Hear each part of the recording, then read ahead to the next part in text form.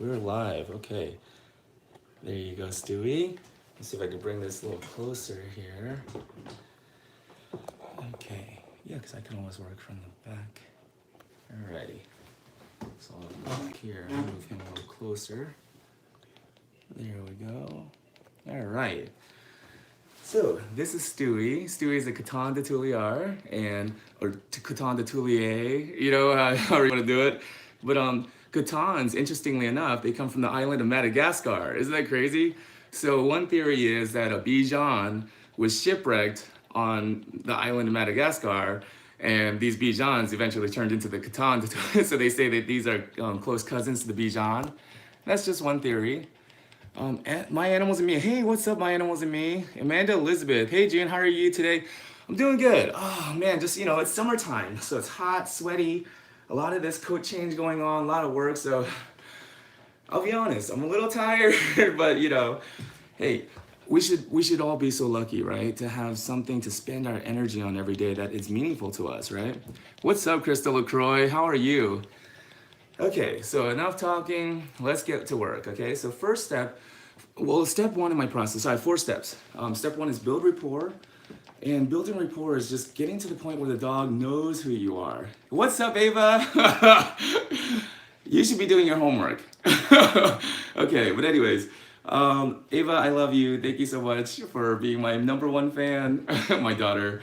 Anyways, so my step one is build rapport. Just like a coworker of mine or even one of my best friends wouldn't be able to come over to my house and brush my daughter's hair, just run their fingers through her hair, unless unless it was like my best friend. Even if it was my best friend who was there when she was born, it would be kind of weird if he came over and just started stroking my daughter's hair, running his fingers through her hair. Be like, hey, what are you doing? So what I'm saying is, we're doing something very intimate, something that requires a lot of trust and a relationship to be there. So when I stroke my fingers through his hair, he doesn't feel so weird about it, So let's see here. Michelle, oh, yay, thank you. Hey, what's up? Ava Yoon, it's the summer. Alrighty. I tell my daughter all the time, you're Daddy 2.0. You're the newer version of Daddy. Like you're smarter than me. You think faster. You got a faster computer in your brain. You're the newer iPhone. So I always tell my daughter, like, wow, take it easy on Daddy. Just understand that I'm the older model. Okay. So first, I'm gonna spray some coat conditioner. Now, yesterday I was doing a Great Pyrenees, and I didn't spray the coat conditioner before I started combing because it's a different type of coat, and a lot of coat needed to come out because it was like literally handfuls, tufts of hair coming out. This coat is a little bit different. They have a lot more secondary hairs that grow a lot longer, like the primary hairs do, and they say that when you look at them under a microscope, it's kind of difficult to tell which one is the primary and secondary hair because they kind of grow so similarly. So we don't want to get all of that out. We want enough to stay in that's healthy. So what I'm going to do is spray the coat, get this conditioner in there. That way the live hairs will get oiled down, and then the hairs that need to be combed out around it will slip out easier. So for me, there's no right or wrong, per se. It's just for the situation. What's best for this situation, for this dog, Okay. Thank you, buddy. There we go. And see how I get him to stand? I just kind of place my hand there, and I place my hand here. There we go, and he stands up. So it's funny knowing these little tricks, so that you don't have to actually, make them stand up or anything. It's really not by force. So get that, and I feel a lot of thick clumpiness here. So I will try with the comb first. See, just one spot. Yeah, it's not that bad. It's not too bad. See, so, see, like, I don't know if you can really, the camera gets it, but these little clumps and this little, see that little almost seed right there? Yeah, that's like kind of that dead root that came out. So it seems like it'll be fine. Like it feels actually a lot softer now right there when I just combed out. So what we'll do is you just pick a spot because we have to do the whole entire dog. You just pick a spot. I like to work from the bottom up. So I'll pick one spot like here on the foot. And I don't hold it too hard. See, if he needs to pull it out, I let him pull it out. I like to give my dogs the obvious way out. That way, if they feel too nervous or, you know, they just feel trapped or something and they feel like, you know, oh, I'm too stressed, I need to get out of this, you know, then they can pull it out, they can get out of the hold if they wanted to. That way they don't, you know, they don't feel so scared and trapped. There we go.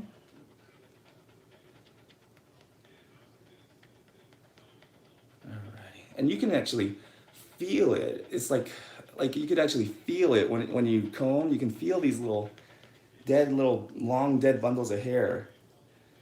And it's natural, you know. It's supposed to happen. If this didn't happen, then we should be concerned. Like there might be something wrong with the dog because the normal hair cycle, you know, it's supposed to grow and get old and die, so that there's always new hairs replacing them, so they're always fresh. So if this ever stopped happening, you know, then especially during the summertime, then we should be concerned. Like, hey, why is my dog not shedding? You know. Alrighty, I get the question all the time, especially German Shepherd, you know, these double coat owners. You know, how do I get my dog to stop shedding? And I tell them, if your dog stops shedding, that is a huge cause for concern because that German Shepherd is supposed to shed. You know, that's how they stay clean and healthy. Let me see here. Crystal Chloe, what do you do if they keep pulling away and just won't let you groom a certain spot? Okay, yeah, see, so like right here, he doesn't really like his feet being combed out.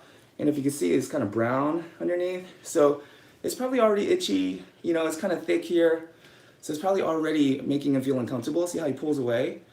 And that's normal. He's supposed to pull away, you know? He's a live animal with his own thoughts and feelings. So I just let him pull away. I work with it and just gently. See, even when I hold his leg like that, if he really needs to, I just let him get out of it. And that way, the more he feels like you're not forcing it on him, you know, and he starts to feel how good this leg feels compared to this leg, you know, after this stuff is combed out of the skin. Because see that? Oh, you can feel it coming out of their skin. You literally, when you have your fingers to feeling their skin, you can literally feel the bumps of the skin come, like, smoothing out. So once that happens, see, he's pulling a little less now. Oh, it's okay, buddy. There we go. Good boy. And obviously, you know, if we look at it, like use an air blow dryer and blow all the hair away, we looked at the skin. Even before I comb it, you'll see that the skin is a little kind of packed, you know, and irritated. So once we comb it out, see that? Once we comb all that out, now this leg here, it looks much better, feels much better. Look at that, the comb just goes right through now, right? Compared to this leg, see? We haven't done this one yet. And so with this one, I can go through. He doesn't pull so much now. He still does a little bit, especially here on the toes. There you go, buddy. Okay. And also, I like to remind myself, whenever I feel myself feeling like, oh, just stay still, you know? And you kind of feel yourself getting a little bit maybe irritated or, you know, like maybe not irritated with the dog or frustrated with the dog, but just with the situation, you know, you're on a time limit, you need to get this done, the dog won't stay still, it won't let you comb a certain spot like here or back here or something, they just won't let you do it. I always like to remind myself, this is his leg. This is his leg that I'm messing with.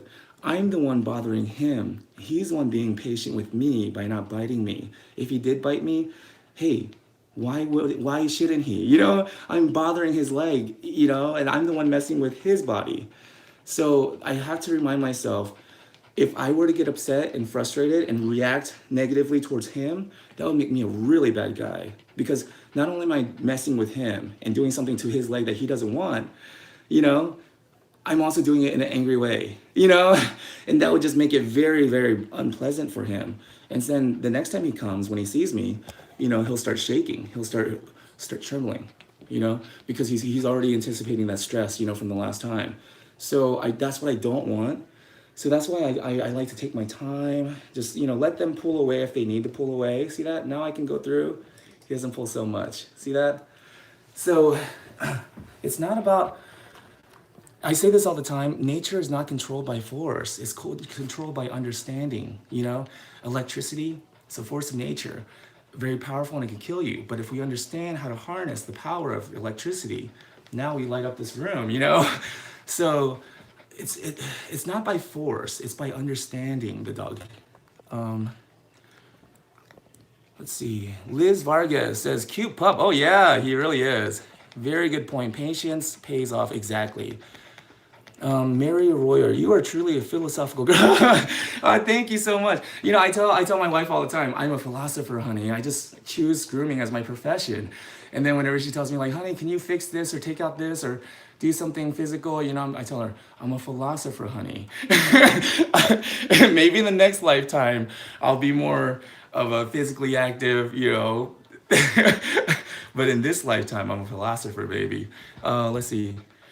Hi, June. I really enjoy your videos and appreciate your respect to the dogs and have learned a lot from your exact. Thank you so much. Thank you so much. That means a lot to me. This is why I'm doing it, you know? And I know, don't get me wrong, I know realistically this will never happen in a grooming shop, you know? In a grooming shop, they have probably 8 to 10 dogs lined up per groomer. And so a groomer to take this kind of time with a dog, a professional groomer in a salon, I know realistically it's probably not gonna happen. I know I'm not gonna change the world, but I'm hoping that just a few pet owners that care enough for their own dogs will see this and it'll start to make sense and start to click to them. And they're gonna be like, you know what? I am my dog's groomer. You know, I'm gonna become my own dog's groomer. And that's why I really wanted this channel to be like a DIY, because I know I'm not gonna change people. I know I'm not gonna change the industry. At first, when I first started this channel 6 years ago, that really was my goal.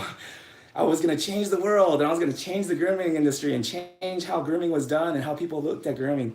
I realize now that is, oh man, it's a real lesson in frustration, you know? If you wanna live in misery and live in a frustrated life your entire life, try to change people and try to change the industry, try to change the way things are. And you will live a life of frustration and misery. I guarantee it. I've been through it.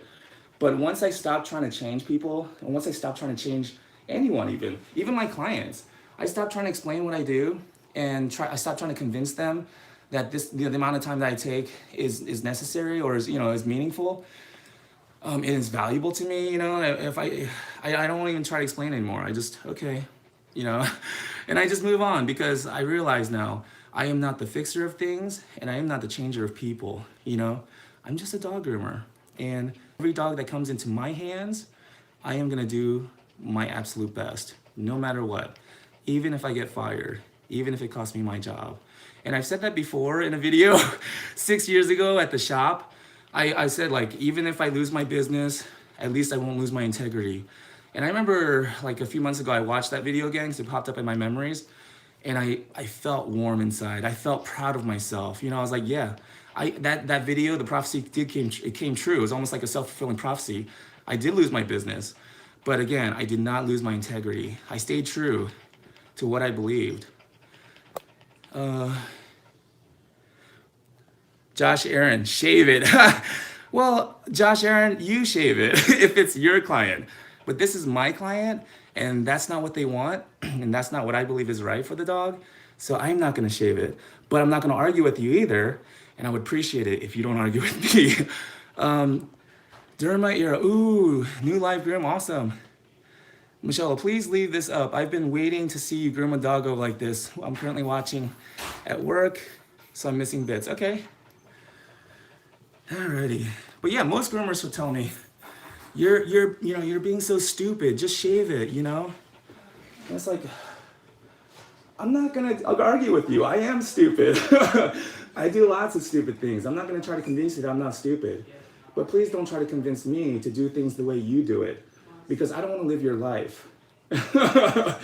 You know? And if your life is great, then perfect. Live your life. My life is great for me right now, so I'm gonna continue living my life. I'm not gonna recommend that you live the way I do, but please don't try to make me live the way you do. Okay.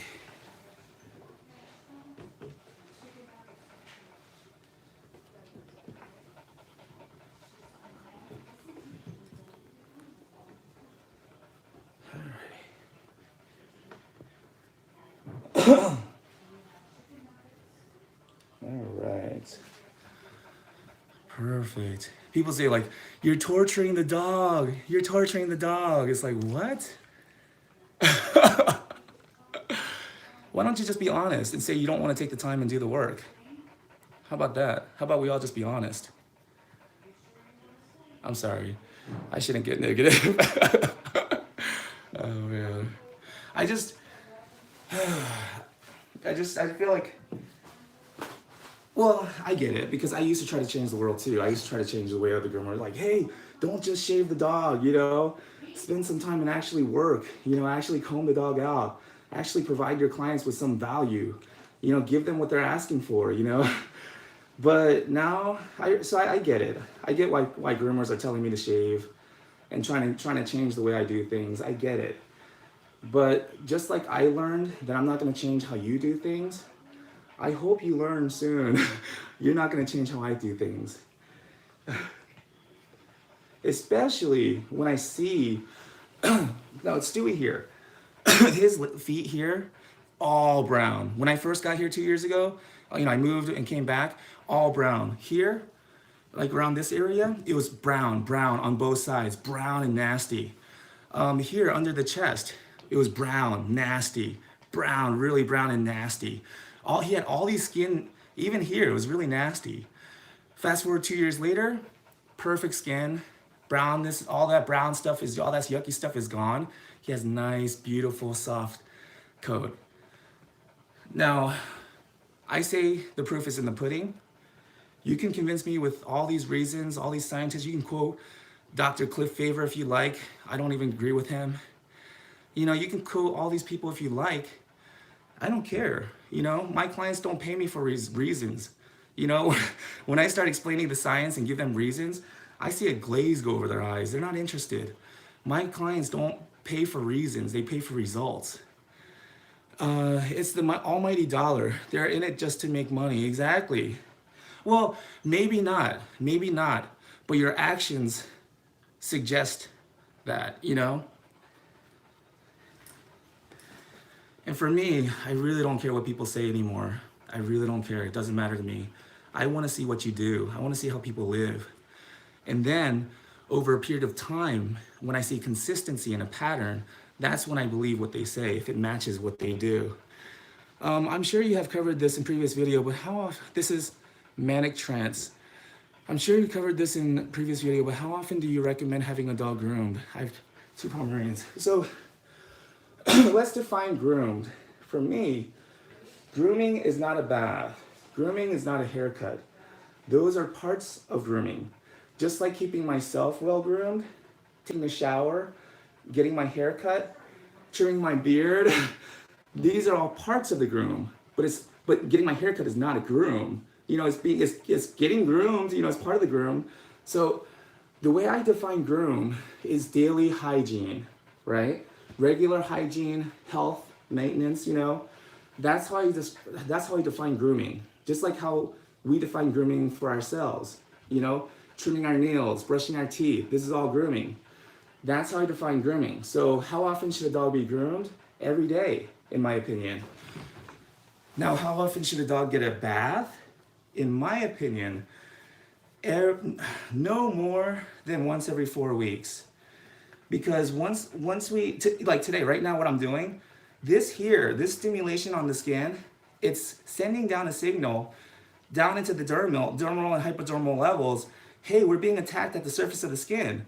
So then the skin is going to respond as if it was being attacked on a cellular level, because it is. So for the next 3 weeks, the skin is going to go into a little bit of an overdrive, you know, producing skin cells and oils to replace what it thinks is being attacked off the surface, you know, so it's going to produce at a more rapid rate. for about 2 to 3 weeks. So that's why I feel like if you're washing your dog every 2 to 3 weeks, or even more often, that skin is always in that recovery mode. It's always working hard.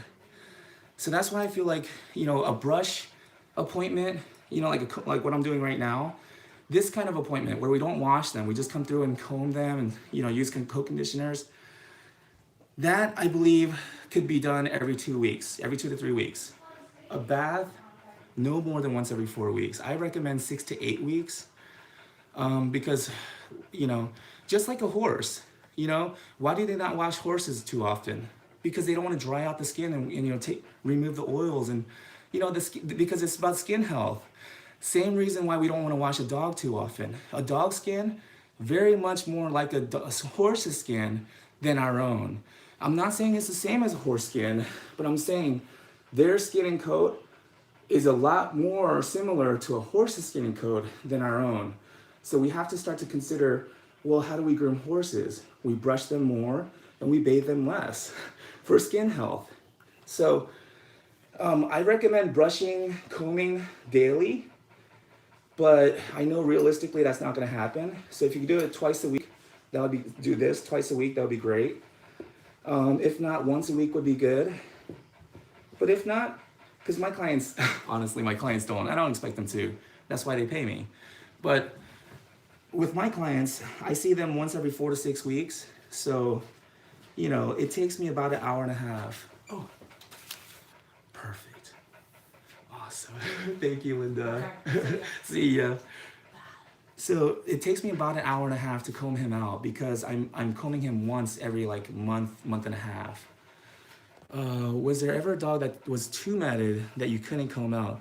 Yes. There's 2 Shih Tzus that came from rescue. They look like octopuses. I literally thought that they had extra legs coming out of them. But anyways, yeah, shave them down.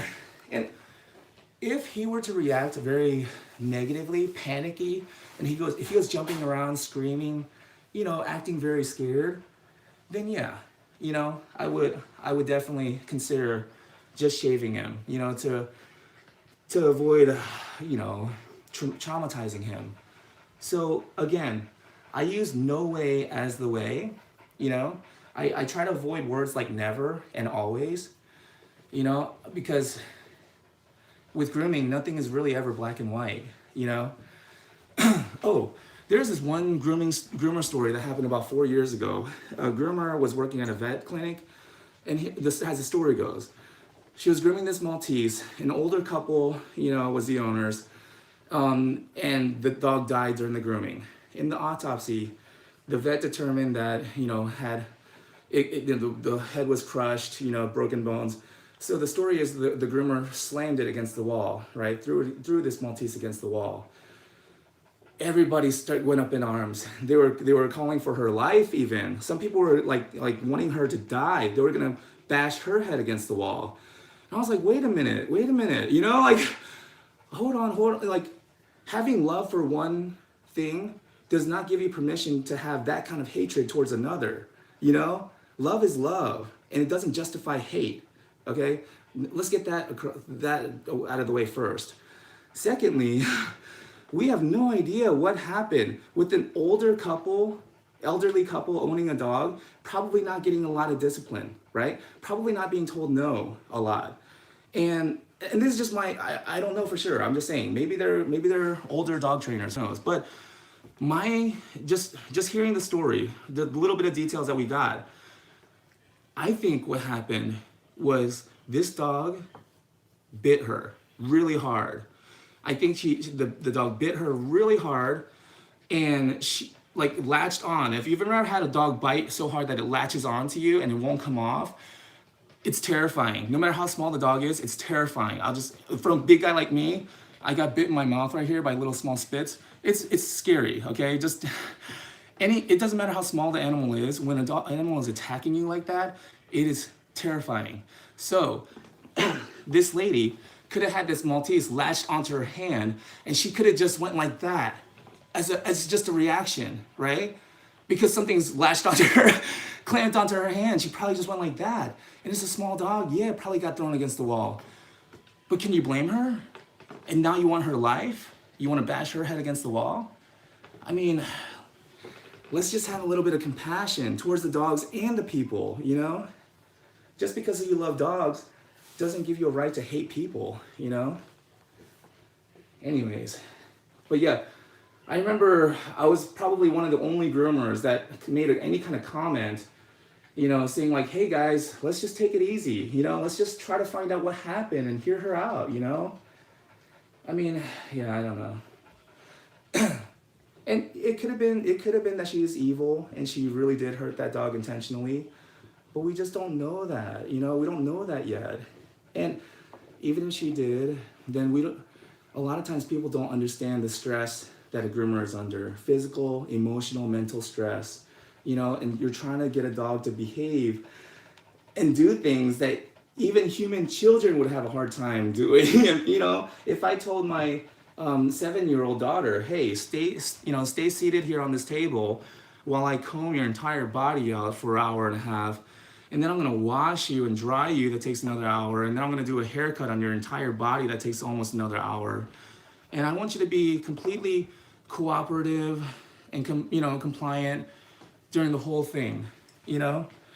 It's just a lot to ask of even a human child, and we're asking it of a dog, you know? So that's why rapport, step one, rapport is so important. Alrighty, Crystal Core, did they ever find out what really happened to the dog? No, not really. I mean, where it was left from what I know, the dog is dead. They determined it was thrown against the wall, and the groomer got charged with animal cruelty or whatever, and she got some jail time. But I hear that she got death threats, you know, like, and that's just a really, it's a sobering thought for any groomer that one accident can happen and a dog can get hurt, or, you know, God forbid, the dog dies. Not only is the groomer's career ended, not only is the groomer's career over and they no longer have that option to create an income for themselves, but their reputation is shot, and also they get death threats. Their life is now in danger. It's a very sobering thought for any groomer to really consider. You make one mistake, not only is your life over pretty much, but people will demand that it ends, you know, like, I don't know. And that's why I'm not very eager to take new clients. I'm never. I almost feel a little bit of anxiety when I go to a home that I don't really know well, you know? So even if they're offering me, like one person was like, you know, I know you're booked out. I'm willing to pay double your prices, you know? It's like, I don't care, you know? It's really not about that. It's not, I take the money, you know? Don't get me wrong, I accept the money, but I'm not doing it for the money. You know, I take the money, of course. That's not why I do it.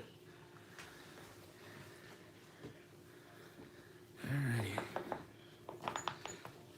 And also, a little tip for the newer groomers, because I know it's easy to just be tempted to take anybody and everybody because you're new and you want to get experience, you don't have a clientele, and, you know, you might be a little bit desperate to get started, you know? But here's a little tip. If you have a client that is hard to please, right? And it may not be like much, you know, but just every time they picked up, they don't really give you a lot of compliments, you know, they really seem too happy, you know, or they'll say stuff like, oh, maybe next time, you know, do this, or, you know, like the haircut's never exactly right. Be very, very careful with those clients. I would consider just firing them, you know, because if they're that way when things are good, just imagine how they're gonna act when things are bad, right?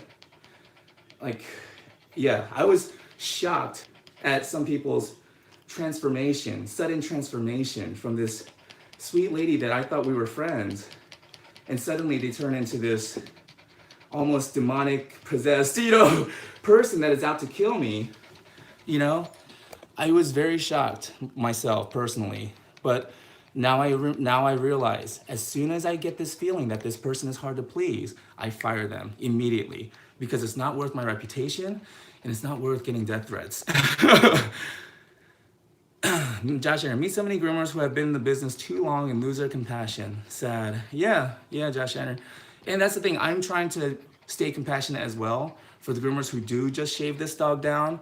I mean, look, it only took a few minutes and now I can get the comb completely through, you know? And now I can give him a nice teddy bear cut. I mean, obviously I have to do the other side too, but I got this leg, I got this leg, I even got the tail. Now I just have to do this side, you know? So, I mean, the owners do not want this dog shaved. Why would they want him shaved? The part of the fun of having a fluffy dog like this is the fluffiness, you know? And it's like all it takes is an hour and a half, maybe more because I'm talking, you know. But right now, time 30 minutes, and I've been doing all this talking. 30 minutes, I got this side done. Probably get this other side done in another 30 minutes. I'm just saying. But I have to stay compassionate and realize that other groomers who don't believe the way I do, just let them be. Just let them do what they do. Crystal clear, I clipped the dog severely matted ear leather, and very first dog I groomed that wasn't mine, and felt absolutely horrible about it. I couldn't imagine a dog dying on my watch. Exactly. So the dog dying on your grooming table is bad enough. It's already emotional, you know, turmoil that we feel inside, right? And we want to quit our job. I seriously want to quit every time I accidentally cut a dog.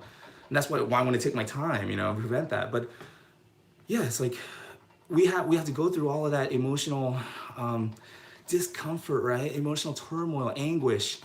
And then on top of that, we have all these people bashing us online and telling us that we're a piece of junk, you know, a piece of crap, and we deserve to die, and they want to bash our heads in.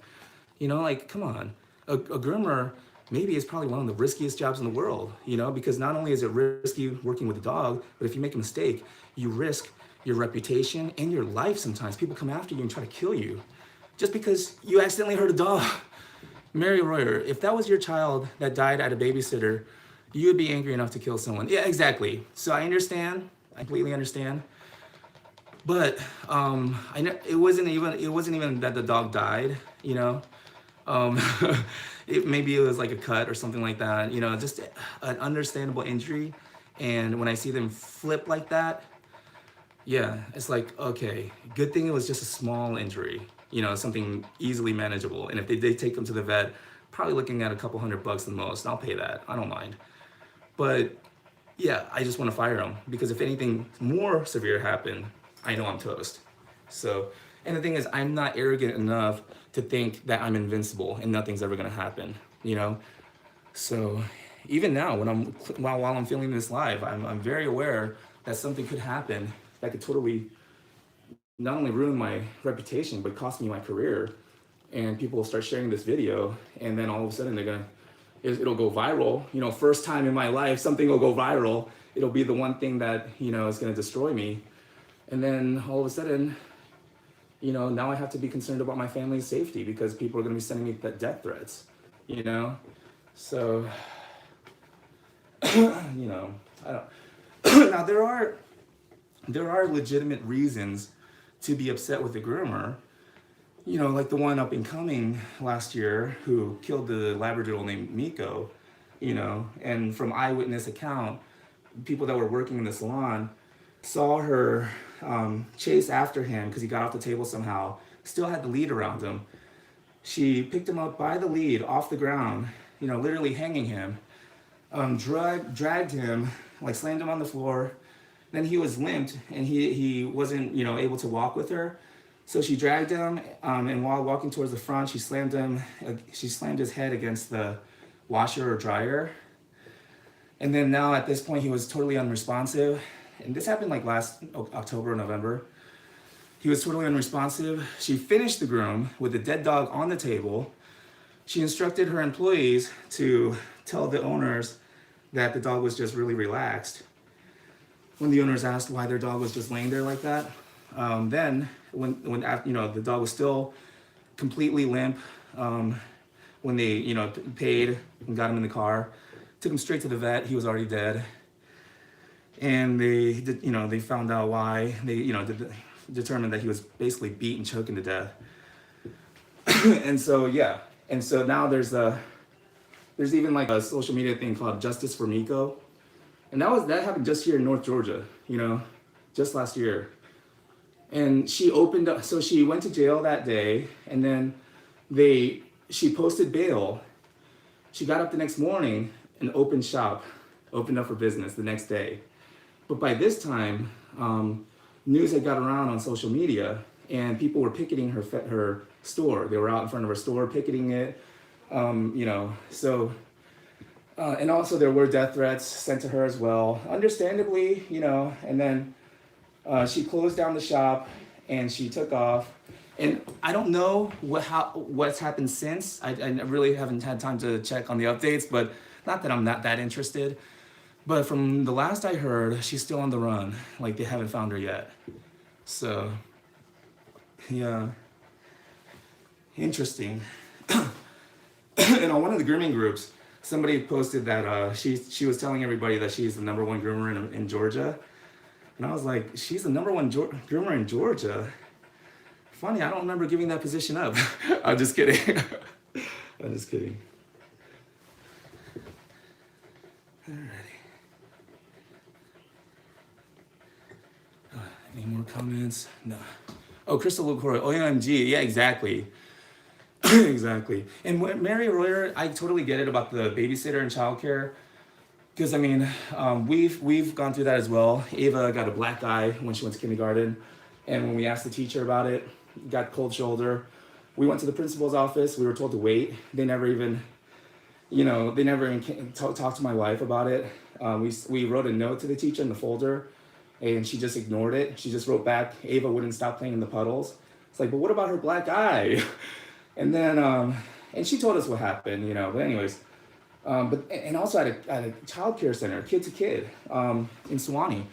My father went to pick her up one time, and there's a little boy like bouncing up and down on her stomach. Ava was on her back crying, and this little boy was bouncing up and down on her stomach. And my dad went inside and grabbed her, you know, and he yelled at the teachers because they were all gathered together in the corner just talking.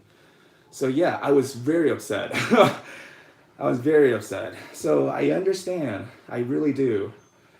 But the point that I'm trying to get across is that most dog groomers are super sensitive, super compassionate, super caring people. Emo, you know, we're almost too emotional and we care too much. That's the majority of of just everyday dog groomers that I meet. Not the famous dog groomers, not the big names. I'm talking about the dog groomers who sweat every single day and they give everything they have to their customers. And they go to bed every night exhausted, just totally beat. They wake up the next morning, you know, and they motivate themselves for the babies, the fur babies, you know, they consider them that. And they're doing it completely, they're completely fueled by love. That's all that's really keeping them going, you know, because they're probably not taking great care of their bodies, they're probably not eating right. The only thing keeping them going is the love for the dogs. And then, you know, because they're so caring and because they have a hard time saying no, a lot of times groomers say yes to the wrong people and to the wrong dogs. And then this tired, you know, burnt out almost, maybe not burnt out, but maybe just overworked, you know, groomer who cares too much and doesn't want to say no to somebody who desperately wants their dog to get in. And they say yes to this person. And then all of a sudden, this dog turns out to be a nightmare and she accidentally hurts this dog and now her life is ruined. I've seen it happen. Well, I've seen it almost happen. So I jumped on that Google comment. This lady bashed her and I saw what happened. I got the phone call and the lady wanted to get her dogs desperately in today. And I told her, no, I just can't. I'm completely booked. I can't take another one. And she's like, please, you know. And so Jess, she really probably shouldn't have, but she was like, okay, I'll squeeze her in. And she was because she's so nice. She was trying to be nice. And she explained to the lady, you know, I'm squeezing them in, so I'll kind of work them in between the other dogs, and, you know, they might have to wait. She came like maybe 2 hours early and just frowning and just glaring at her. And now her dogs see her. Now her dogs are jumping around. And I remember Jess was just like almost in tears. And she was like, because the dog just won't stay still and just, you know, and trying to bite her and stuff. And so she was like, oh my God, you know, she's like, I think I want to die, you know. And I was like, no, you know. And I was trying to encourage her and stuff. And then she got the dogs done. The lady bashed her on Google, right? Bashed her. And then I just couldn't stand it. So, you know, I didn't want to see her reputation tarnished like that when she was just being nice. So I jumped on Google and I replied to that lady's nasty comment and I told her, she did you a favor. You know, she really, I told you I couldn't even take any more dogs. She told you she was going to try to squeeze them in. She was trying to do you a favor because she didn't want to say no to you because she wanted to help you out. And this is how you repay her? You know, like, anyways. Kim Marquis, haha, you're funny. Kim, I love your compassion for puppy clients. I know they sense it. Yeah, thank you so much. So now this side is done. Let me see if I can maybe change the angle here. There we go. So now I'm gonna do this side. There we go. Now I've already got this back leg. There we go. There we go. And now these clipper guards, even though they're plastic and they're not metal, they're still gonna be able to go through this coat. See that? I can still give him a nice cut. Just shave it. You just shave it.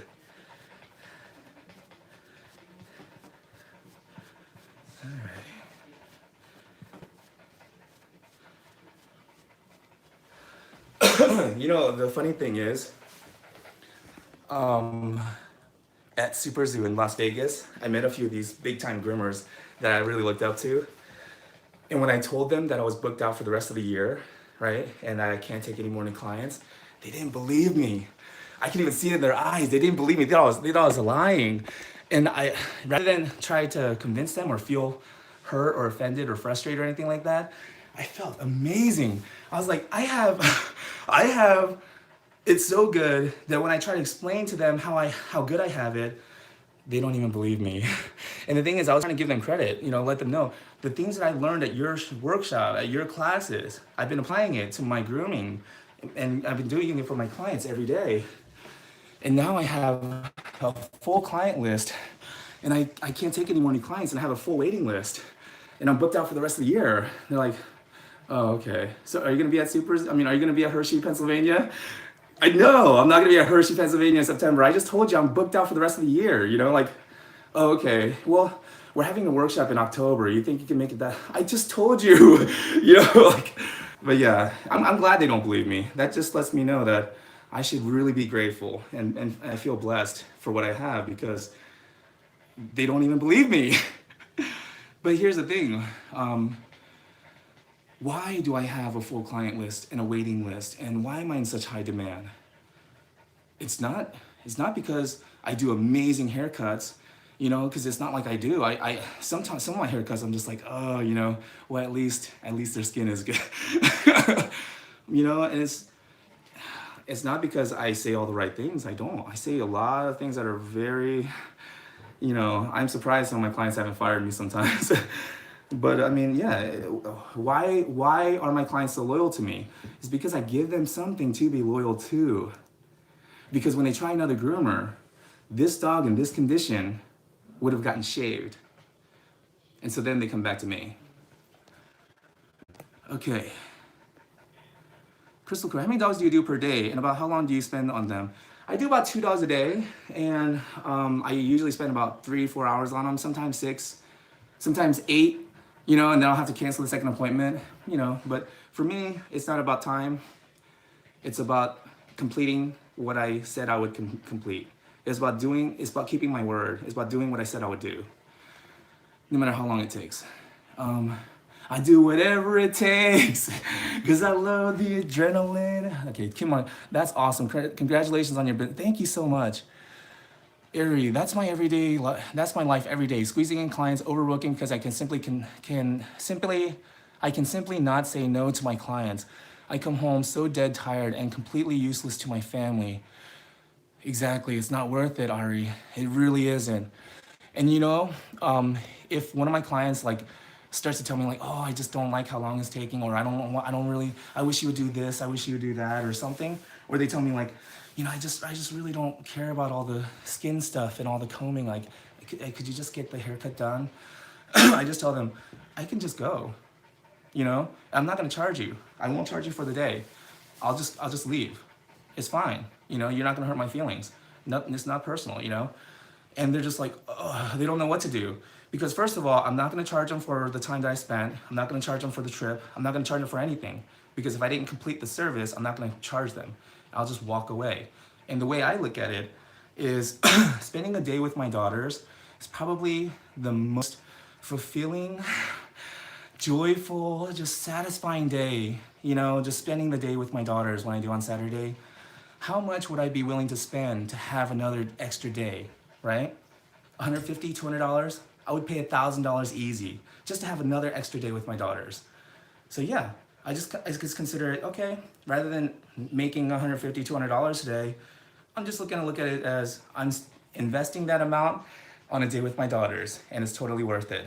So I'm always willing to walk away from a client at any moment, at any time, if I feel like they don't believe what I believe. If we don't believe the same thing, then why are we doing business together? And so I'm always willing to fire a client at any moment. It's just because I'm not doing it for the money. And also today, I'm gonna go home and put a YouTube video together, you know, and post it on YouTube. And you know, that's my second job. That's my part-time job. I have real income coming in, you know. And you know what? I'll go live on Facebook, on my Facebook page later when I do the, you know, when I make the video, because I finally got the clips downloaded on my computer, and I can now actually open up the iMovie program and go ahead and start editing that video to put it up on YouTube. So I'll stream that live on Facebook for anybody who wants to see how to create passive income so you don't have to groom scared. You know, so if your client says, whoa, I'm gonna fire you then, you say, great. In fact, you're fired. You know? And that way, even if I had to walk away from this client, you know, let's just say that this client is watching this YouTube live feed and they say, hey, that there, what you're doing, pulling on my dog's hair like that with that comb, I really don't agree with it. I don't want you to do that. I would say, great, I'm gonna pack up my tools, I'm gonna go home, and you have to now find another groomer. Because, you know, I'm not here to convince somebody that I'm right. I'm just gonna do what I believe is right for people who believe the same thing.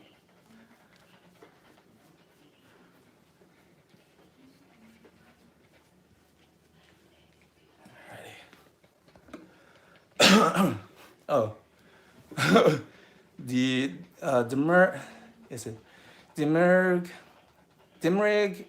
Elra, June, you're the best. Your compassion for everything is, and everyone is so inspiring. Thank you. Kim RK says, very totally agree. Haha, beat him to the punch. Exactly. You know, you're gonna fire me? No, you're fired. Makeup Anonymous. What kind of dog is that? This is a Catan de Tuliar, or Catan de Tulier. The only dog that I can think of that has a more stuck-up name than a Catan de Tuliar is a Cavalier King Charles Spaniel. But anyway, or Bichon Frise. And this dog here, the Catan de Tuliar, they're believed to be cousins to the Bichon Frise. They're from Madagascar. So one theory is that they were shipwrecked. The Bichons were shipwrecked onto Madagascar, and they eventually turned into the Catan.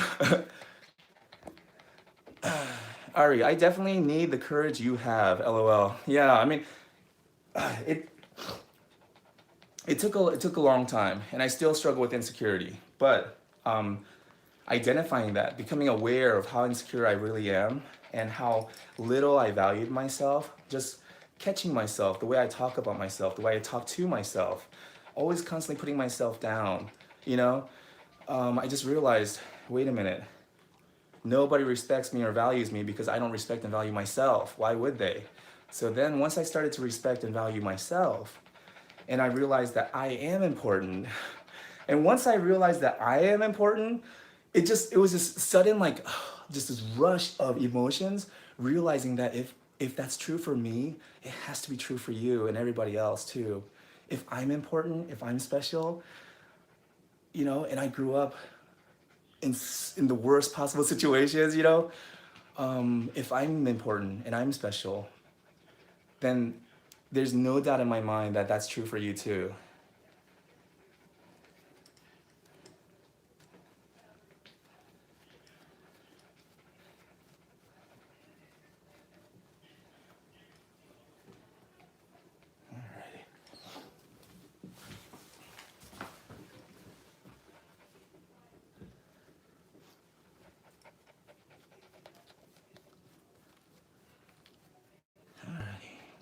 Good boy, Stewie. Right here on his chest and neck is where you really want to concentrate too, because there's going to be a lot of just, you know, tangled up hair and just little mats, little pin mats all throughout the chest and neck right here.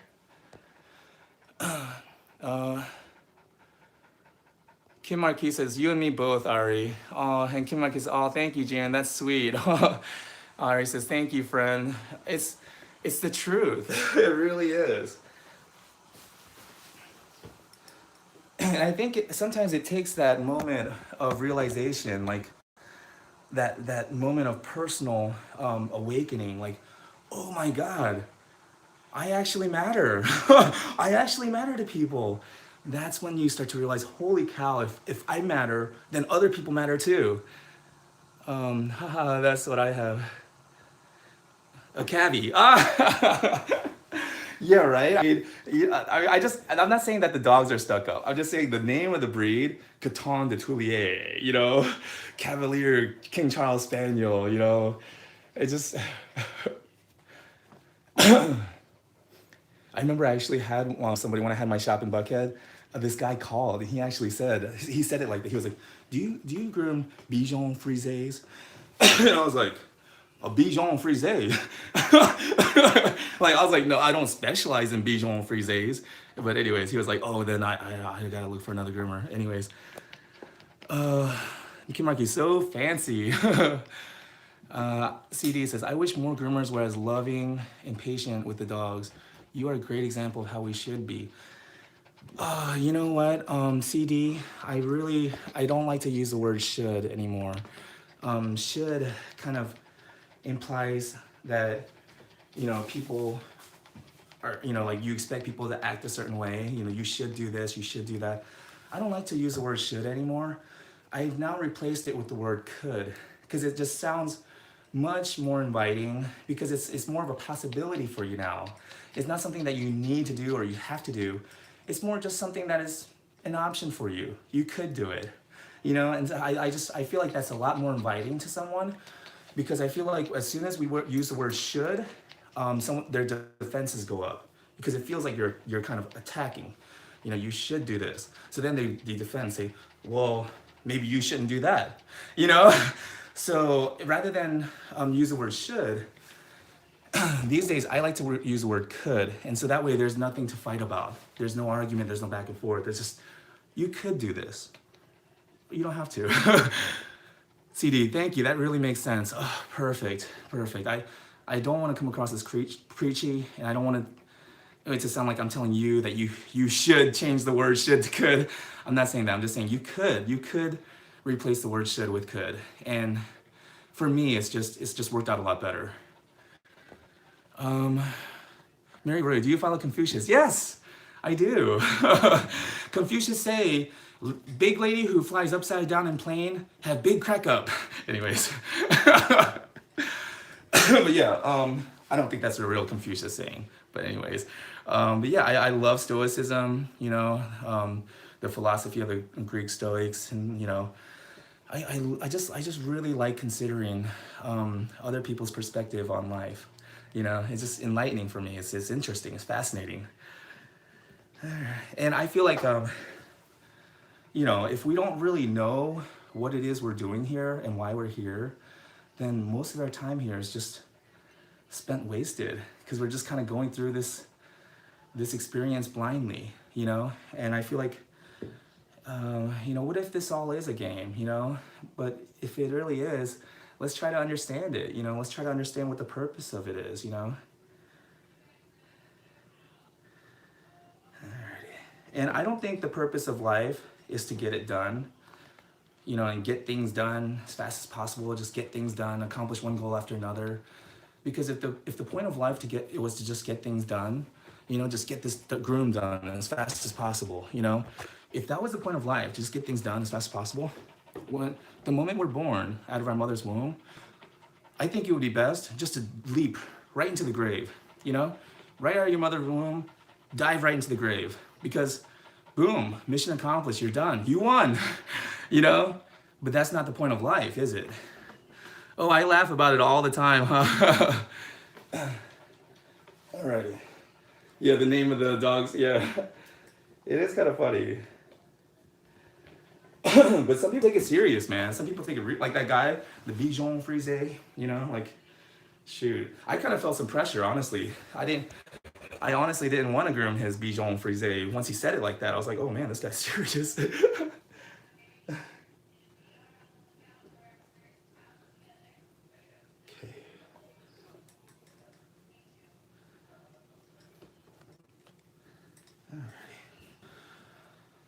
I wish you had a little fan in there. Ah, that's fine.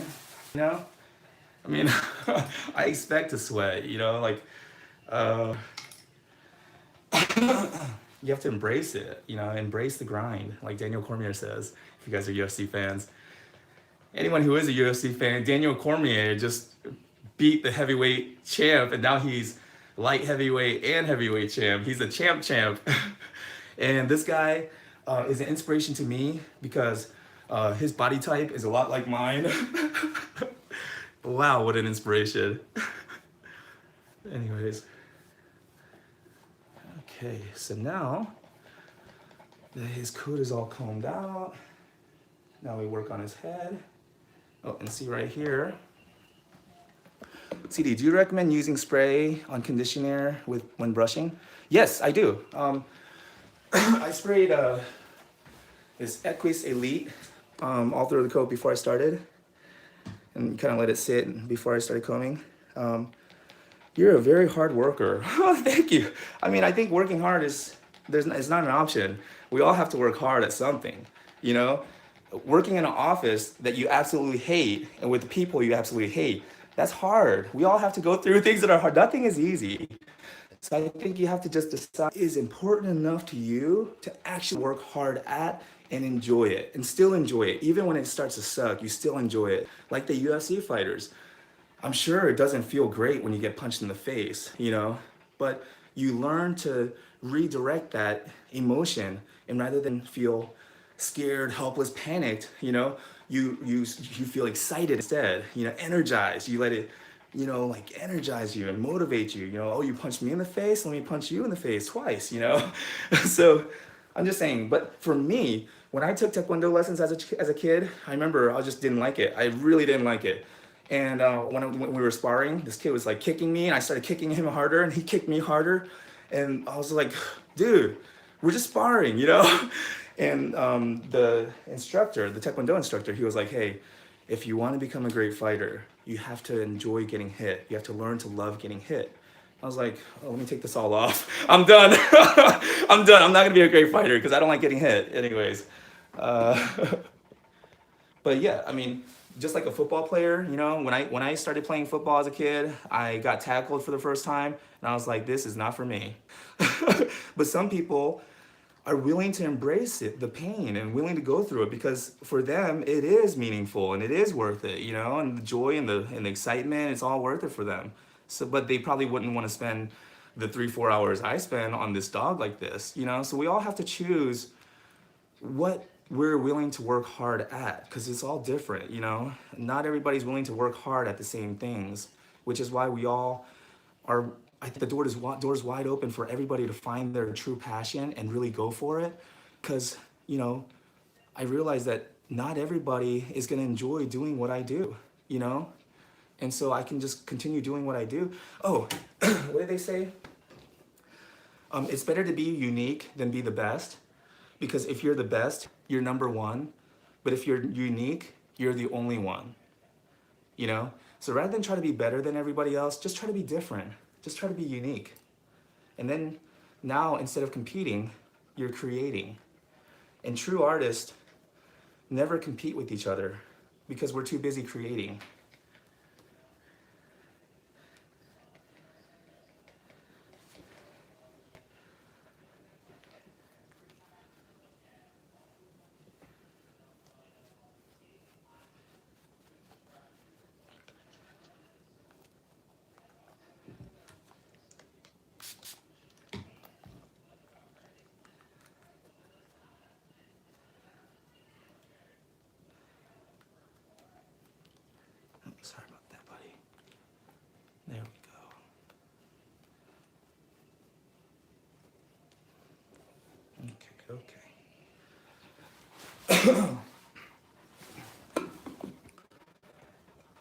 Oh, Mary Reuter, since you are booked up, if you had to reschedule because you were running late, how would you fit them in? Now, we are able to rebook, reschedule clients because the way we schedule it is some days we have like just one big doodle scheduled.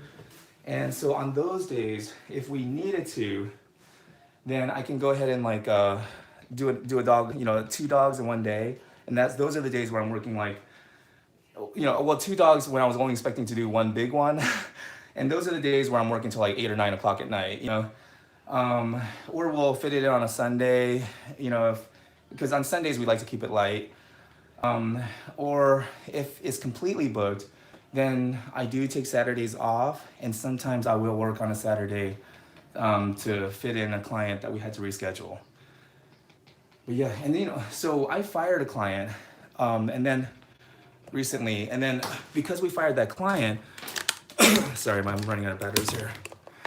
Because we fired that client, we had that now day opened up, right, to take a new client.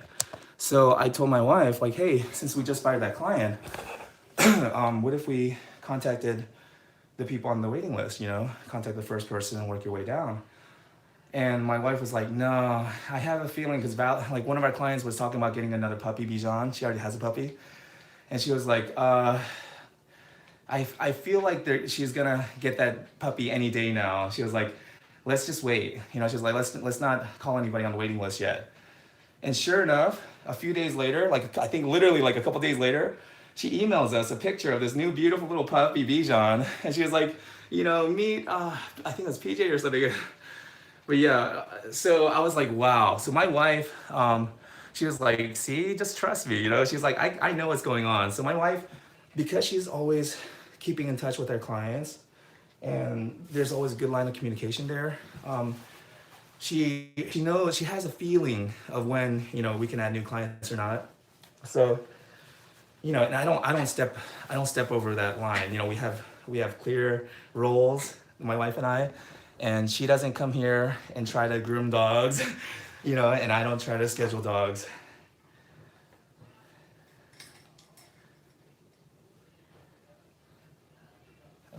Is it on? There we go. And then there's another question. He's being such a trooper. He's being a trooper. When people are like, oh my goodness, wow, I'm so proud of you. I'm like, and thinking in my head, he had it easy. He just says, what about me? No, I was kidding. He's such a trooper. He is a trooper. I mean, honestly, yeah, I do. But I just feel like it's not really asking that much of him if I'm helping him feel good, All of this hair right here that's really clumped up here, that's in his skin, making his skin feel tight. So when I go through, and that's a lot of the reason why you'll see their back leg come back and start itching here, because their back leg is itching here because they're trying to get some of this out because it's making their skin feel tight, right? So if I go through here and I get this stuff out of there for him, right? And I help him feel better, and now he doesn't feel itchy there anymore, right? Then am I really asking a lot?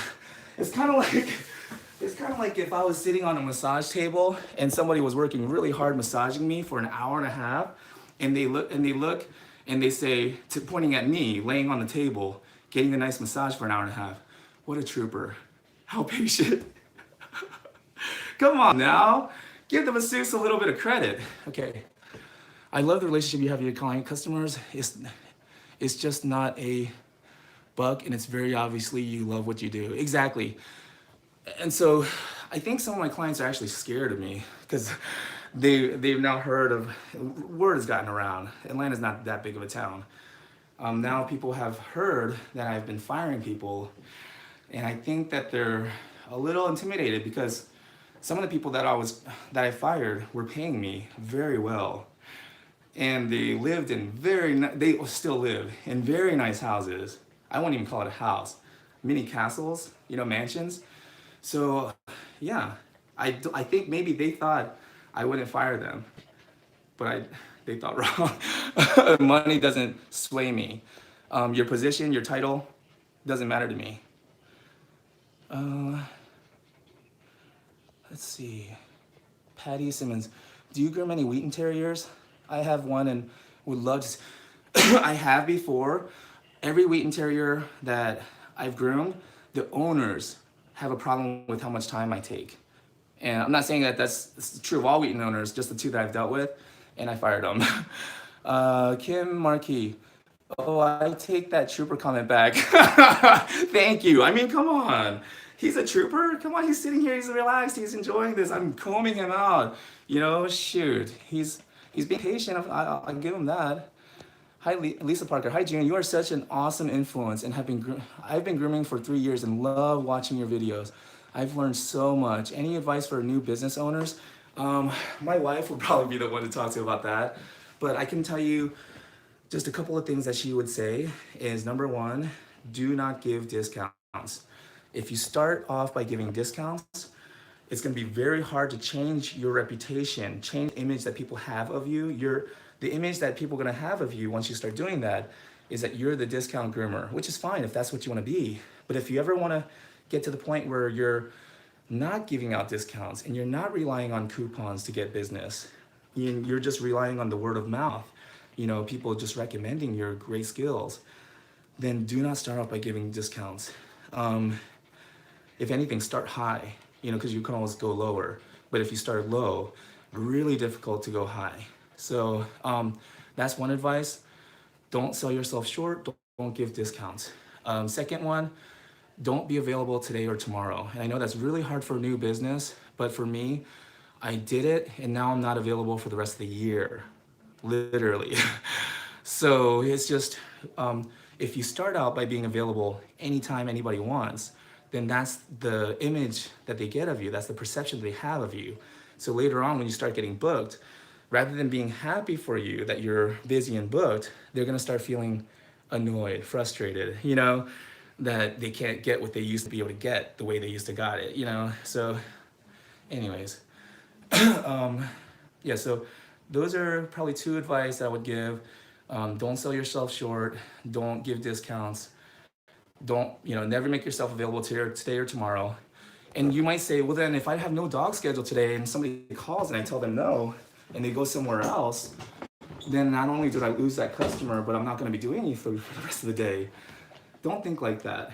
If anything, that client's gonna call another groomer who's gonna be available that day, and most likely they might be happy with them, they might not. But a client that's willing to do that, just to jump to any groomer on the day of, it's probably not a client you want anyways, right? And also, if they didn't have a good experience there, guess who's they're gonna think of next time? You. You're gonna think, oh, that groomer wasn't available because she's probably better, right? And also, if you ever wanted to create streams of multiple income, of passive income, multiple streams of passive income, you have to start it when you're slow, when you have time. Because right now, I mean, I just don't have time to maintain my YouTube channel the way I used to because I had nothing else to do, especially while I was out in Arizona. I mean, yeah, so rather than take a client the day of, you know, when they call, you know, let that go and sit down and write out a business plan or a marketing plan, you know, a strategy, steps that you can take. Give yourself timelines, you know, work on yourself, you know, because if you work hard on your job, you'll make a living, which is fine. But if you work hard on yourself, you'll make a fortune, which is super fine. And that's a direct quote from Jim Rohn. But yeah, you want to work harder on yourself than you do on your job. But yeah, 6 years ago when I started this YouTube channel, if you would have told me 6 years ago that I would have 21,000 subscribers 6 years later, and people from all over the world would consider me their inspiration, you know, and people were gonna look up to me and consider me their hero. If you would have told me that 6 years ago, I would not have started the channel. It would have been too much for me, and I would have been scared to do it. It would have been too much pressure. You know, I just did it because I didn't think anybody would care. So, and also I did it a little bit selfish reasons. I wanted my customers, I wanted my clients to see, what it is I do and why it's so important that we take the time that we take, and we slow down the grooming. So I kind of made it for my clients, but funny thing is, none of my clients watch, none of my clients watch my YouTube videos. So I think some of them do now, especially when I tell them the dogs are on it, but yeah, like I made it for my clients, and I think up until I got like 15,000 subscribers, not one of them was my clients. Oh, Patty Simmons says, I'm so new to your channel, so I'll ask so many dumb questions. No, they're not dumb questions. Lisa Parker says, awesome advice, thank you. I've always wanted to start a YouTube channel. Exactly, I would. And the thing is, it'd be really interesting if you are a new business to start it now and kind of document every day, the day-to-day, what goes into making a new grooming business. I try not to spend any time on regrets because, it's not time well spent. But if there is anything I do regret, it's that I didn't start this YouTube channel sooner to document, what it was like to be a bather, working your way up to being a groomer. So that would have been nice. But, hey, no regrets. Everything happens for a reason. Maybe I didn't do it because I'm here to inspire someone else who may be starting out as a groomer right now to start their own YouTube channel and document that journey. Mary Royer, I even own your, wow, thank you so much. I hope you enjoy it. I really hope you like it. And if you don't, email me. I'll send you your money back. Oh man. Alrighty. So if you look at his face now, a lot of that brown stuff gone, combed right out. See that? Good boy, Stewie. So now his head is nice and soft and silky and sorry about that. A phone call came in. Yeah. Get that right there. Good boy, Stewie.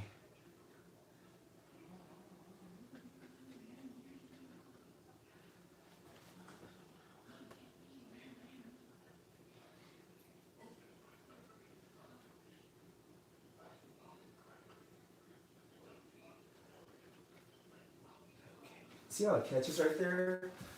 Because those are mats. So, get the mat splitter and see how it just breaks right through it. There we go.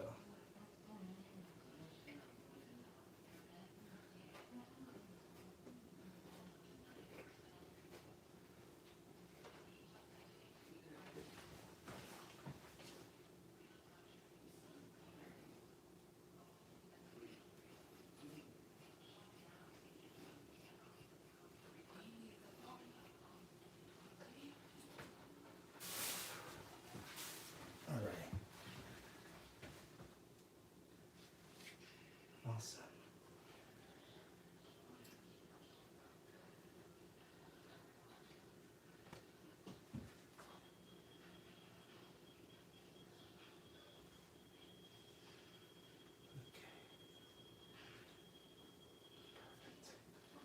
Not perfect, excellent.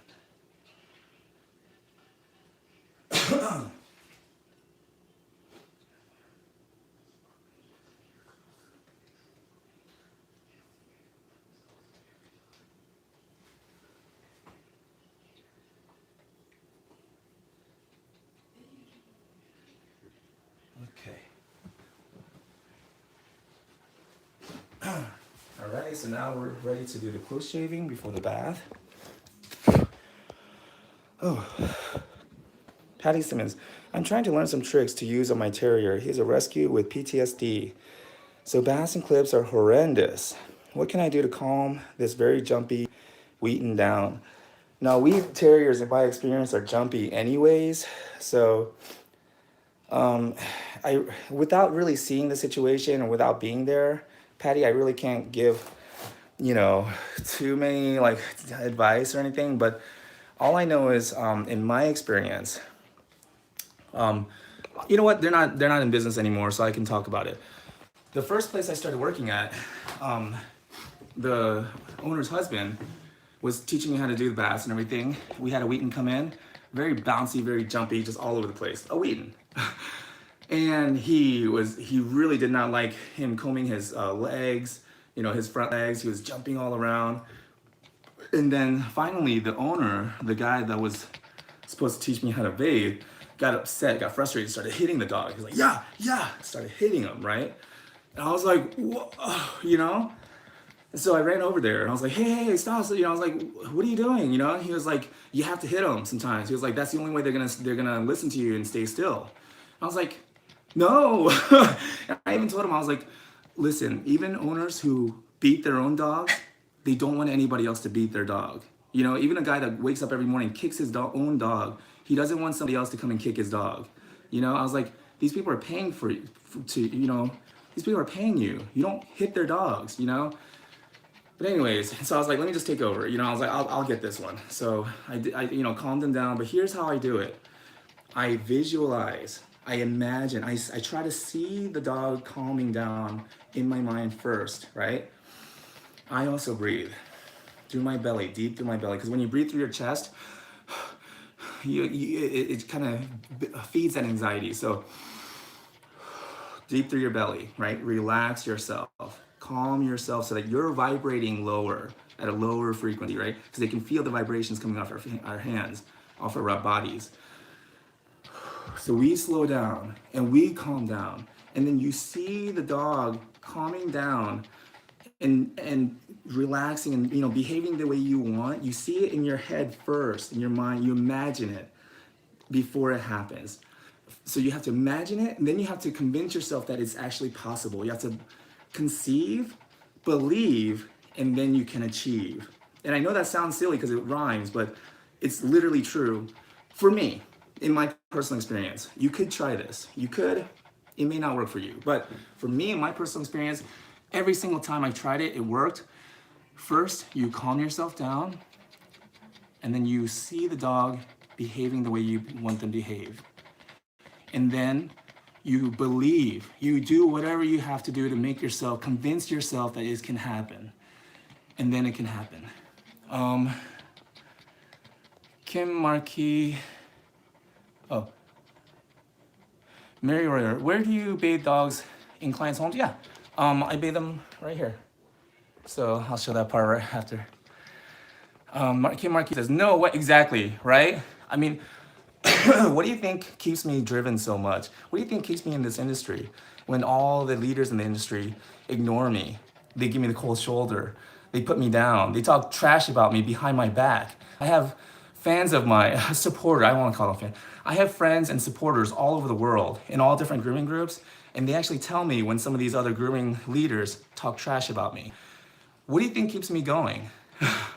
You know, it's knowing that at least I'm doing my part to stop that guy from beating another dog. And any other groomer like that guy that's gonna harm another dog, at least I'm doing my part to make sure this guy here never falls into their hands.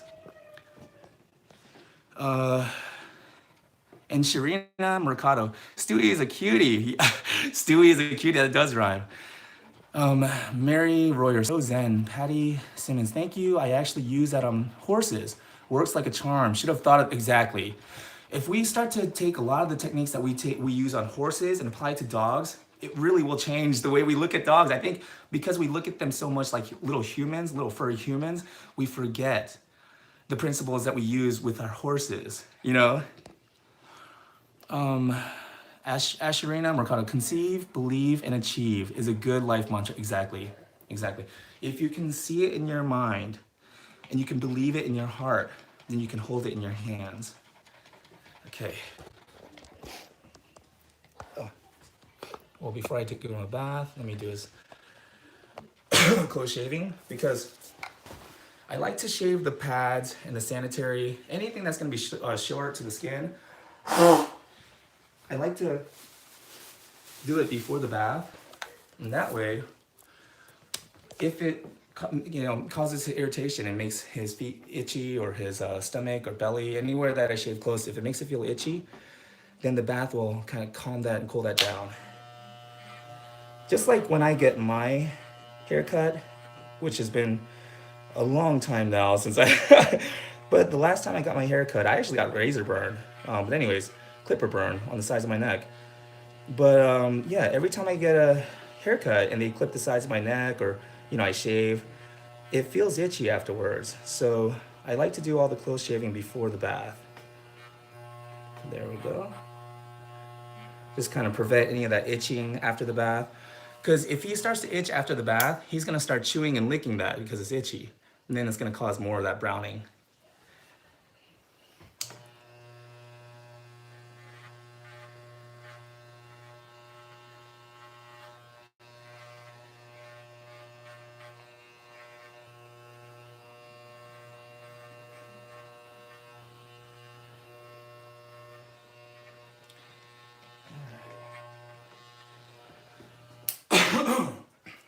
Alrighty.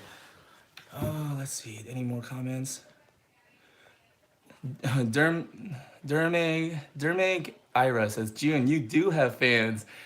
Just so you know, thank you. And she said 20 says 21,000 of them just here. Haha. So if anyone's talking trash about you, shrug. They don't matter. Yeah, exactly. It really doesn't bother me anymore. It used to. I used to tell my wife, I would tell my wife, honey, it bothers me so much how much it bothers me what people say about me, Like, I don't know why it bothers me so much. And the fact that it does bother me bothers me. But I'm getting much better now. Yeah, I realized, like, yeah, I mean, there's so much love coming from all over the world, people just really encouraging me and validating me, and giving me all these, like, just praise, undeserved, probably, but still, I'll take it. But yeah, I really shouldn't let negativity affect me. Okay. Okay, we got that foot. This is the last foot. And I just kind of skim. I don't really dig into the pads because I feel like that hair in between the pads is there for a reason, to add some protection, especially when they're running around outside. So I don't go in between the pads. I just skim over the pads. See that? And that way, let me see if I can get it good. And that way, see that? It's clean, but we still have hair in between the pads to, give it protection. Oh, shoot. About that. Okay. Just asked, hey, I'm a young groomer since 1 year, and your channel helped me a lot. Greetings from Poland. What's up from Poland? I actually told my clients, I'm pretty big in Poland. Anyways, Dermig Ira, my husband does chainsaw carving, and when he just started, some big name carvers were saying truly mean stuff to him, but now he's one of the biggest names, and yeah, a lot of the groomers who talked trash about me 4 or 5 years ago, you know, I doubt anybody knows who they are. Derma Ira, and I'm not gonna say their name. I'm not gonna give them any power. People who do that are too busy to look at others and not doing enough to do their best work. Yeah. Skim. I thought I was supposed to get in between there. Good to know. Thanks. I don't like to get in between there because first of all, it's gonna get irritated in between those paw pads. Here, let me see. If I dug in there, that would all of a sudden get irritated. And I've even seen some groomers go in there with like a 30 or 40 blade, and then you'll see like a little bit of little red dots, kind of blood in between the pads. So rather than do that, and the hair that sticks out now that I didn't clip, I can always scissor those, just with the scissor clean that up. But now he still has protection in there so that when he runs around and stuff like that, all that dirt, little twigs and stuff, it doesn't have just like free access right there.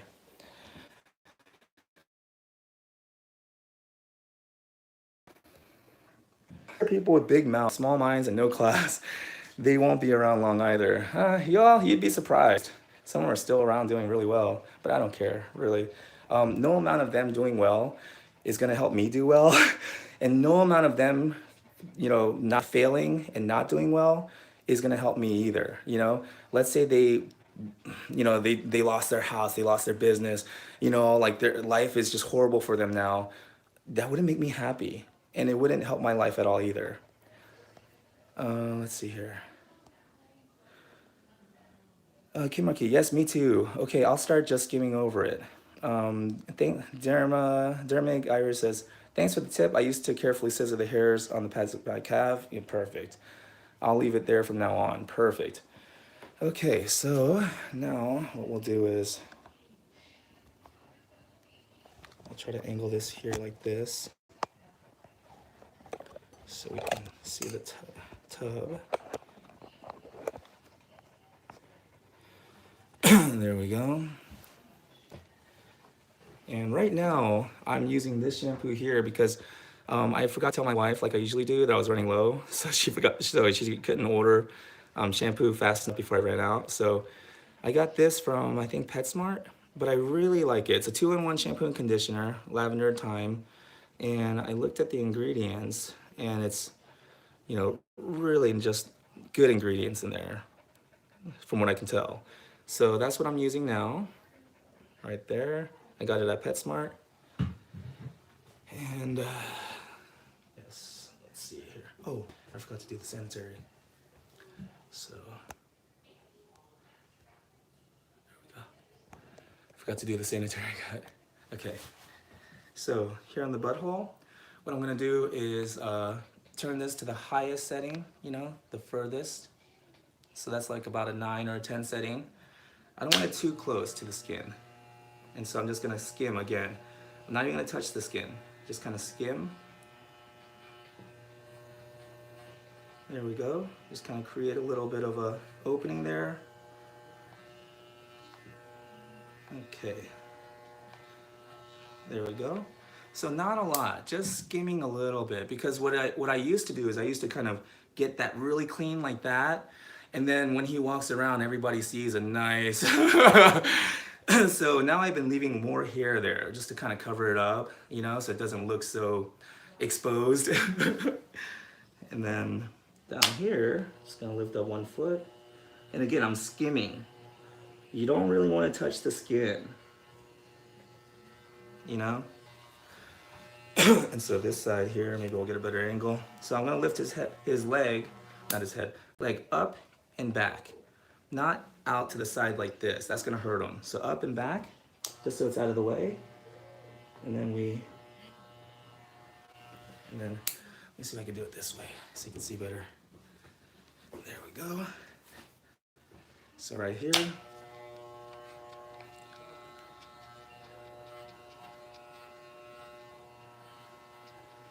There we go. Clear out that little window there.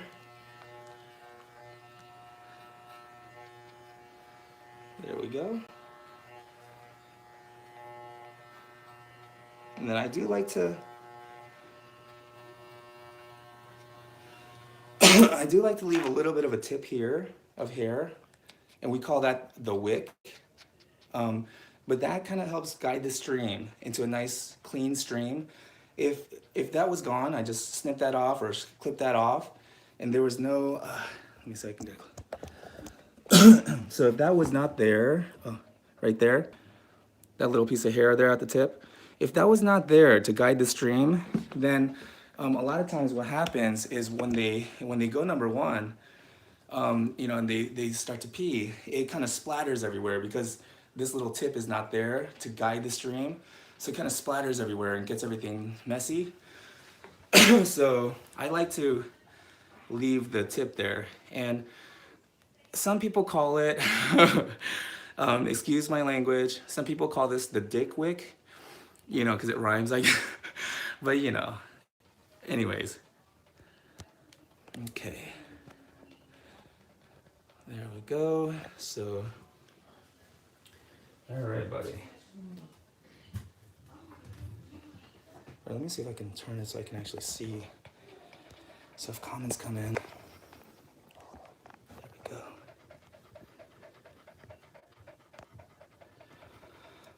go. Okay, Kim Maki. Now if I can get braver at clipping their nails, I just freeze. Oh, perfect. So let me show you how to clip the nails then. So the way I like to clip the nails, to make it very easy and safe and quick. So I pull the hair back, I expose the nail, and so I can get a close-up of it. Okay, so there's the nail. See that little tip right there? I clip it. There we go. And I clip it at this angle, not this angle, like flat to the pad. That's gonna catch that little end there, and that's gonna make it bleed. So, because the nerve grows that way, so I go at the front of the tip, and I clip the tip. And so right here as well, it's almost like a triangle. See that? It's almost like a triangle that you're making. There we go. And then that's the nerve right there. So then, do that for all the dogs.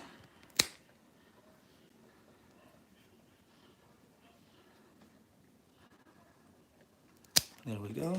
Oh, sorry about that.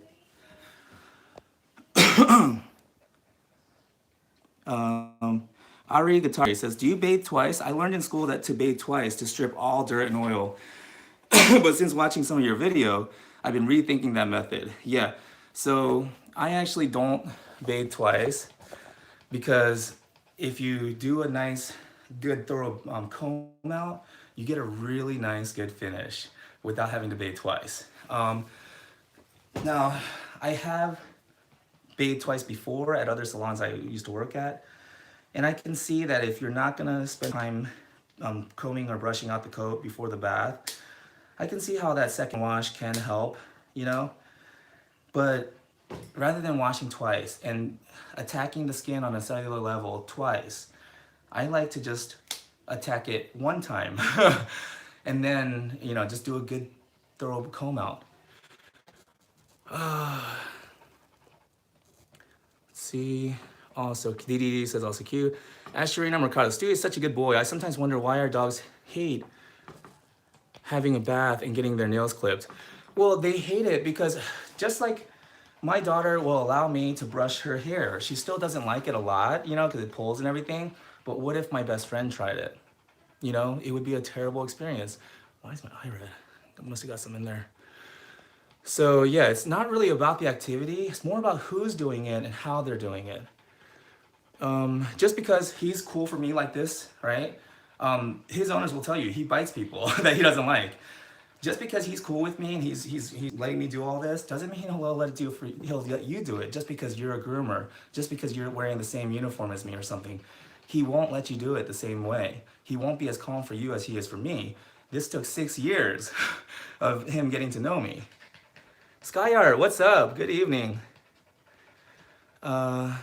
Kim Markey, why do they split sometimes? Is it because I'm clipping it too slow? No, it's just because it's a nail and it has little, you know, splits anyways. When we cut that open, it sometimes splits and cracks. All right. Okay. Ari Guitari says, makes sense. I've been doing this 10 years. You'd think I'd have it down.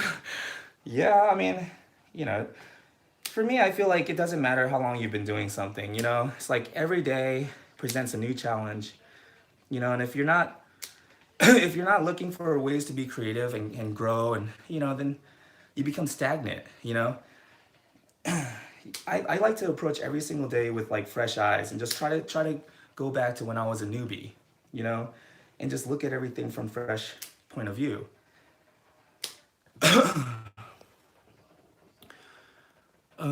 Kim Marquis says, I'm definitely, and that's not such a bad thing. So here's a story. There was a big bus, right? A big passenger bus. I actually just told the story this morning, but there was a big passenger bus and it got lodged in between, under a bridge. It was going so fast and, you know, the driver wasn't calculating the clearance and the bus got stuck, wedged right in the middle of that bridge.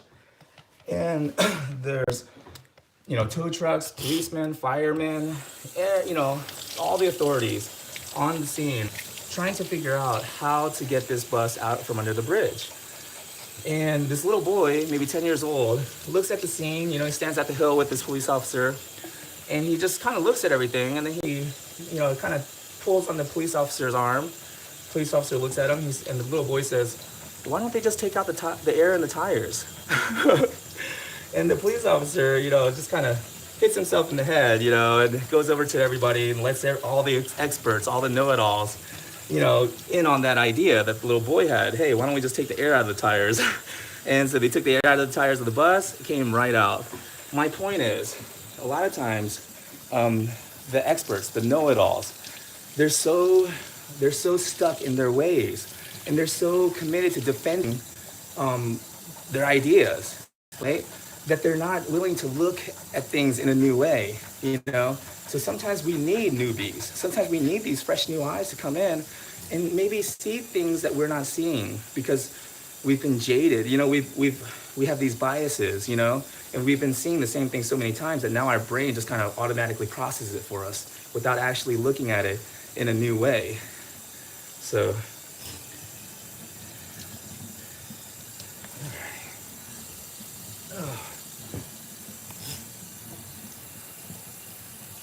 alrighty.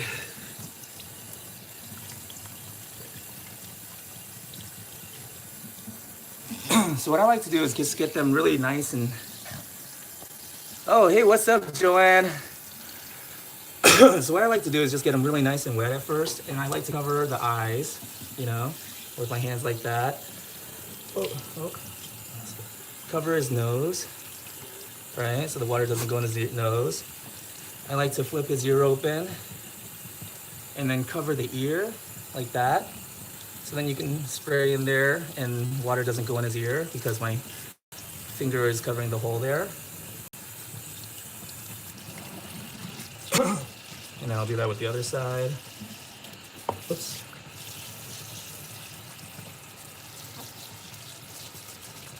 There we go. So we cover that ear hole with our fingers or our hand. And that way the water doesn't go in the ears. And it's okay. One vet was telling me that, you know, when dogs go swimming in the lake and stuff like that, they get water in their ears. But he was saying the water is really not the problem if the water is clean. He's saying a lot of times the infections and the yucky stuff happen because of the other, you know, contaminants in the water. You know, the things that can cause bacteria and things that are growing in there. So he's saying that a lot of times when you get fresh tap water in the dog's ears by accident, a lot of times it's not really going to cause a lot of damage, especially if the water is clean. But he's saying if the water is dirty or some other dirty stuff gets in there, that's what really causes all the trouble. Okay, let me get my hands dry so I can see what comment came in.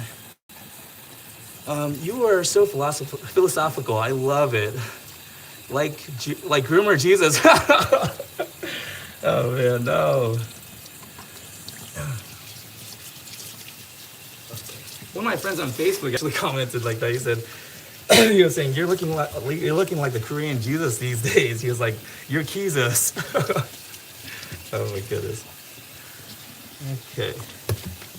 Borderline taking the Lord's name in vain, you know, it probably is. Probably breaking the 10 Commandments right there. Shoot. Alrighty.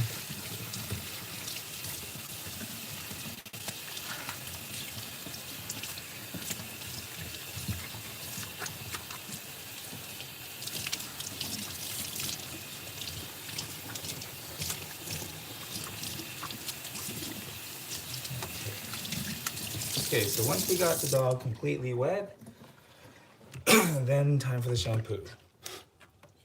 And what I like to do is hit the sebaceous zones first, meaning the areas on the dog that have the most skin, least amount of hair, but the most amount of oil growing. So like here on the ears, see the ear leather? This is a sebaceous zone. Lots of oils are produced here by the skin. So we want to get that nice and clean, the area. Okay, so then this as well. And you don't want to get the shampoo or soap inside the ear canal. You just want to get the outside like that, just nice and clean. All right, and then we do the armpits. Get each armpit here. Let me drink some water here, oh my goodness.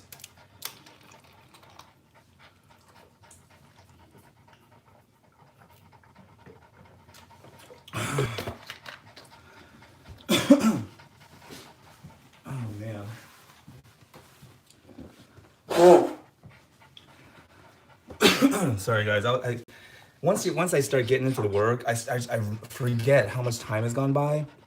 So I just went like an hour and a half sweating without a single drop of water. So yeah, it's just remind yourself, if you are a professional groomer or you're grooming your own dog at home, just remind yourself to drink some water from time to time, you know, take a break. June, are you dying? Yeah, I actually am. We're all dying slowly, right? But it's happening so slowly that nobody can really tell. So hopefully I won't actually die till I'm 80 or 90, but yeah, in fact, I am dying. Right? Every day we're dying a little slowly, a little more. It's just happening so slow. Oh man. Kim Marquis. Yeah, I like to remind myself though. I know it sounds morbid, but I like to remind myself that I'm gonna die. I am dying, and I'm gonna die, you know, sometime soon. Even if it happens at 80, shoot, that's only like 43 years away, you know? So I just feel like, June, you should take care of yourself. Exactly, yeah. I mean, I go to the gym. Last night I crashed after the gym. I was so tired. But anyways, I'll give you half my life. Skyart, you're too nice. Keep half your life, because you never know who you might inspire with that other half, you know? Okay. Alrighty, and then finally we want to do the butthole here. There you go. Alrighty, you want to make sure you get the feet really good. Oh, that's like pointing at nothing. Sorry guys. There we go. Get the feet really good. Alrighty.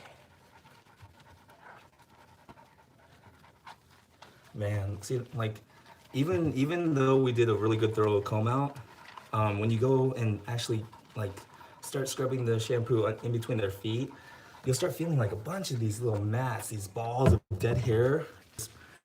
You know, little bundles of them just come right out. You just feel it coming right out. Do any of your pups have flea dermatitis? No. One of them did. Well, not dermatitis. They just had like a little allergic reaction to the flea bites.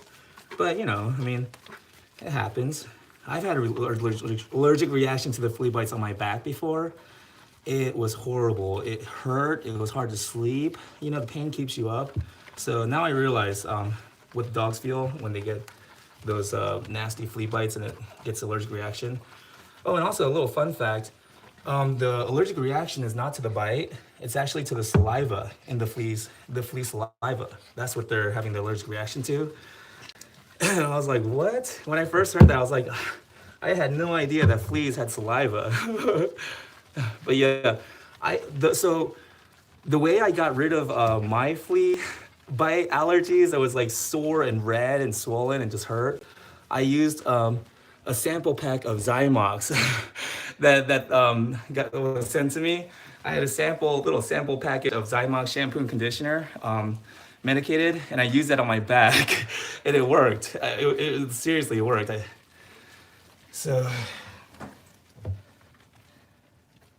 And when the pain was finally gone, it's literally, I was like, oh, that's how the dogs feel. I was like, you know, shoot, it feels so good to finally have that pain relieved, you know? Anyways. Oh, did I see? Josh Aaron, Zymox is amazing. Kim Marquis, thank you. Okay.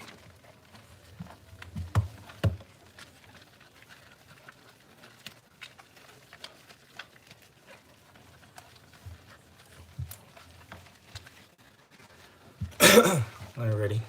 And I just want to explain for anybody watching, I'm purposely not reading one person's comments.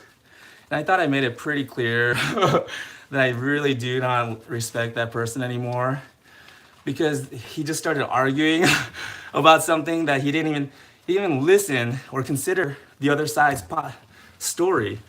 And then just started arguing and starting all this crazy political drama on my page on Facebook.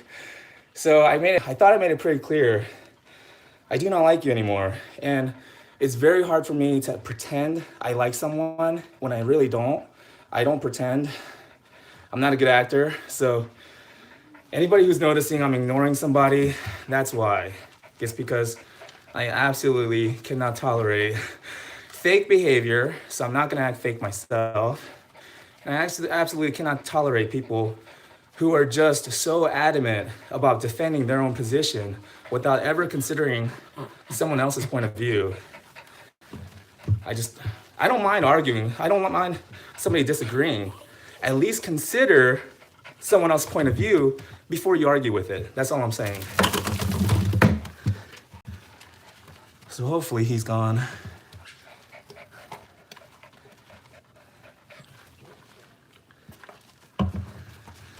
I mean, and I hope nobody's like offended by that, you know? Like, oh, I thought he was nice. I'm nice. I like to be nice. I mean, but don't mistake kindness for weakness. And don't just assume just because somebody's nice that you can't upset them, you know? That's all I'm saying. I'm human. I'm nice, but I'm human. And he really upset me. And I'm just gonna be honest about it.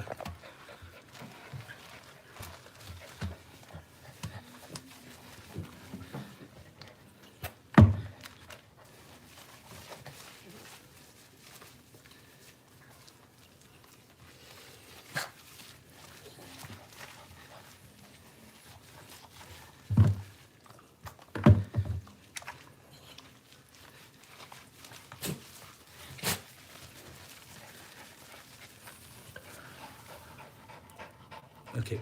Oh, Crystal LaCroix, what are your thoughts on aroma pause plan? You got that? Okay. I'm glad you asked, Crystal LaCroix. I personally.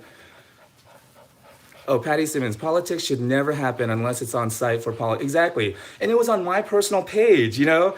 If you're going to argue with something that I post on my personal page, at least read the article. At least listen to what it was about, you know? And then argue with it, you know? Anyways. Yeah, I completely changed my opinion about that person. I really respected him, and I really enjoyed having him as a part of our shows. But, nah, once I see something like that, it's hard to unsee. I hope I made myself clear.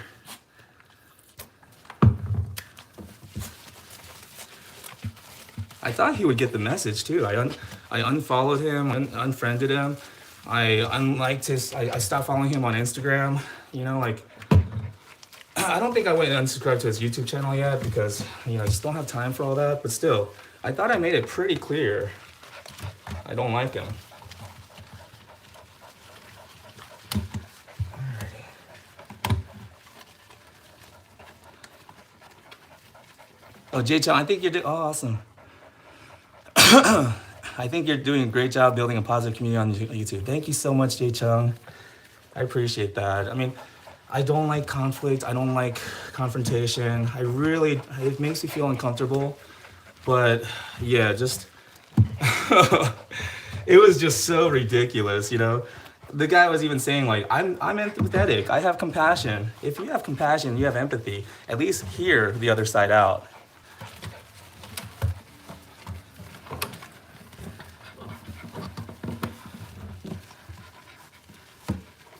Okay.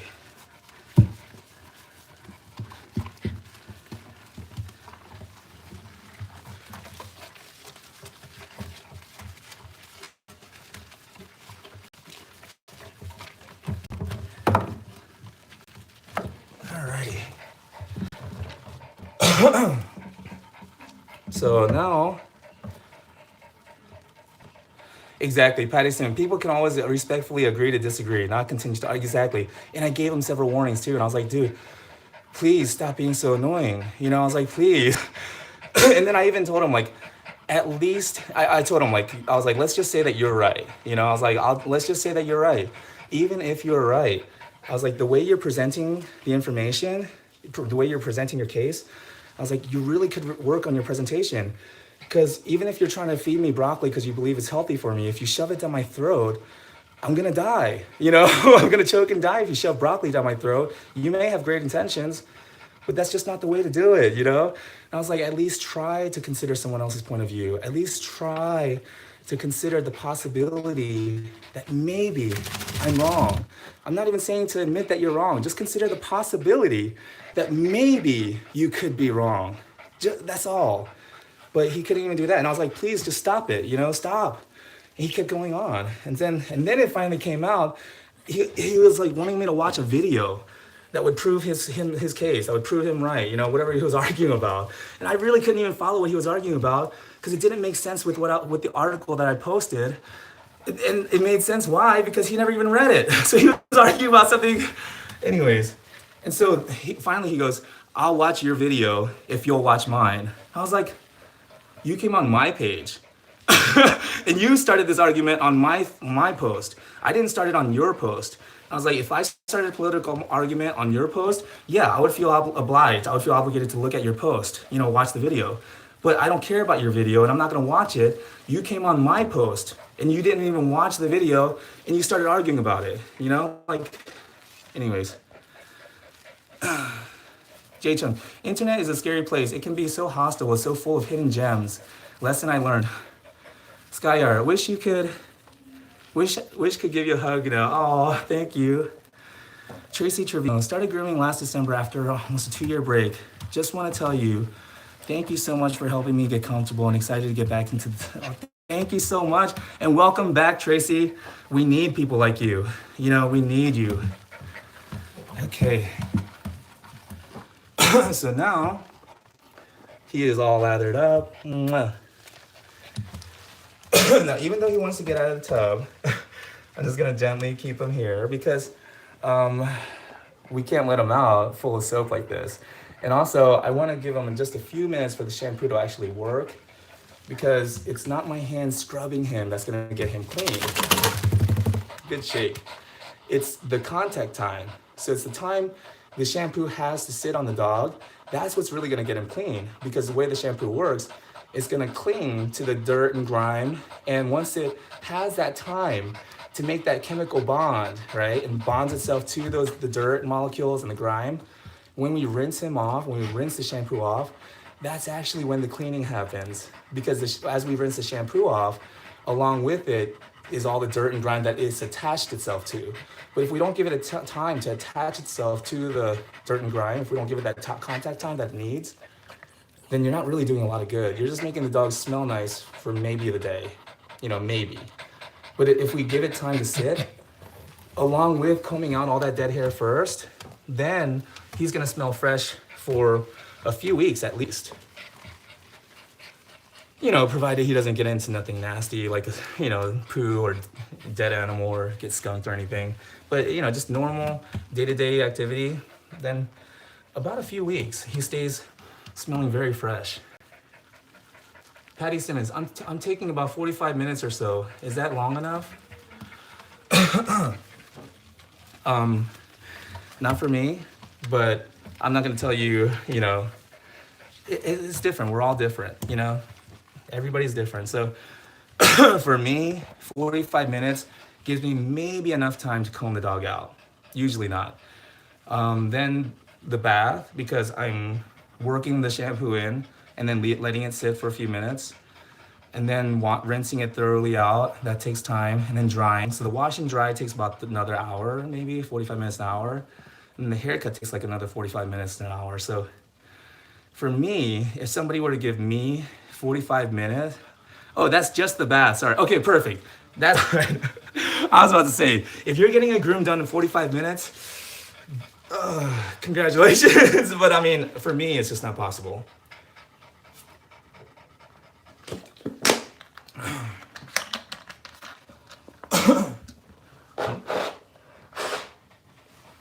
Alrighty. So now let's rinse him off. Oh, you're okay, buddy. There we go. Let's get you rinsed off, Stewie. His groom takes about 3 hours. Yeah, that's about right. Yeah. For me, 3 hours gives me, just about enough time. Oh, aroma pause. Perfect. Thank you so much for getting me back on track, Crystal. Aroma pause. I personally didn't like it. And that's why I didn't really make any follow-up videos about aroma pause, because I didn't want to talk negative about them. But really, I just didn't like the shampoo. It was too sudsy, too soapy. And I felt like everything that I've learned so far about natural shampoos that were used natural ingredients, usually like Relic, like Relic shampoo, usually it's not very soapy, You don't get like just, like huge, like layers of foam, just all like, it was just way too soapy for me. Maybe I should have diluted it more. I don't know, but I was diluting it to the manufacturer's recommendation, And yeah, I mean, don't get me wrong, it wasn't a bad shampoo. It didn't give me any bad results, but there was just other shampoos that I liked a lot better. And I felt like for a natural shampoo, it was too soapy, and I didn't like that. One of the reasons why I liked using Relic was because it was all natural, and they use volcanic minerals, which is really cool. And they also use nanotechnology, so super tiny microscopic particles. But anyways, but it was so easy to wash out. It was so easy. It took like a lot less time to rinse that out than it did Aromapause, because there was just so much soap and foam from the Aromapause that just rinsing them took extra time. It got all over. It's hard to keep the foam out of the dog's mouth even. So I don't know. Maybe that was just my personal experience, but I tried 2 different gallon bottles and they're both like that. So for me personally, I'm not gonna buy another bottle of Aromapause, but I'm not saying that you shouldn't try it, because you may try it and you may love it. And I have nothing else bad to say about Aromapause, just that I just didn't like the amount of soap, the amount of suds that it produced. Jay Chung, are there any dogs you refused to finish because it was bad? Dog, how bad? Yes, there has been. Sunshine, the video of the toy poodle, the dog I couldn't groom the first time. Well, the video of the first visit, I had to take down from YouTube because so many people were up in arms. They wanted to kill me pretty much. I mean, they wanted to end my career, and they even contacted PETA.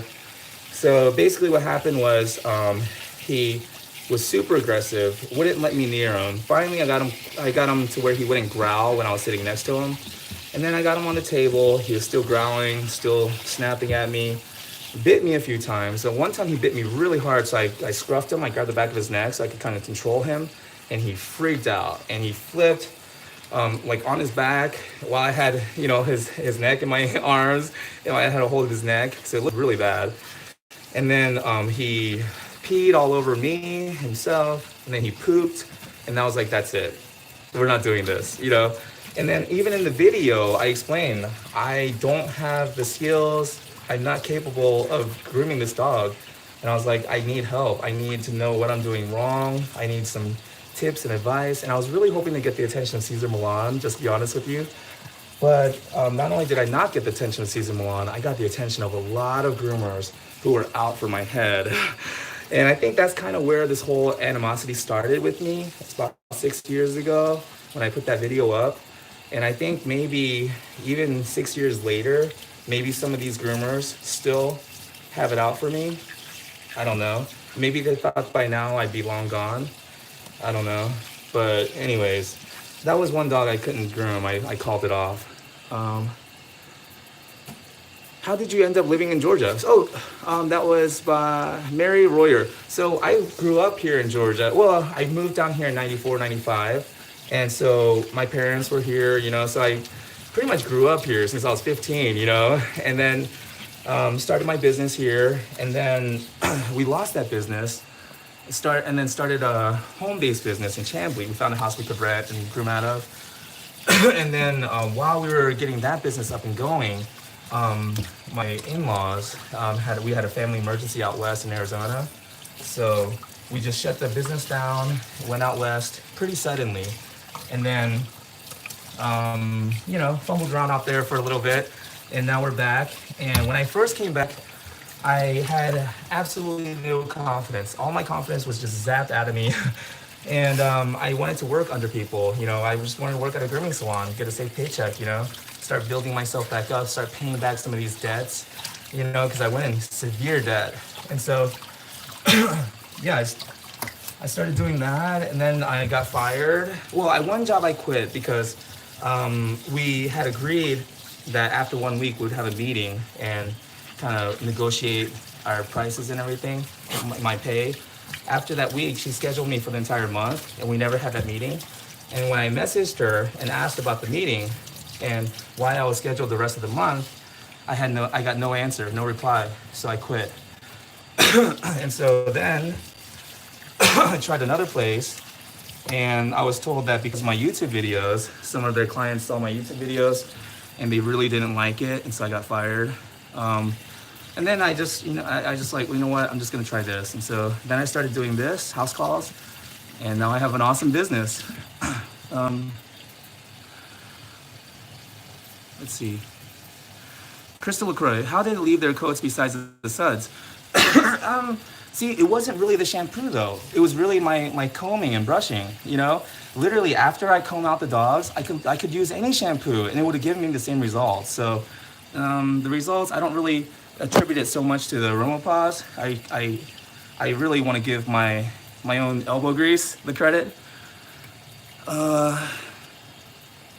Jay Chung, I didn't know how ugly grooming can get until I was actually doing it. I feel you. Yeah, exactly. Groomers can be real ugly, but then they put on a really nice face and they talk real nice and they ask you to buy their seminars and their programs, which really ticks me off.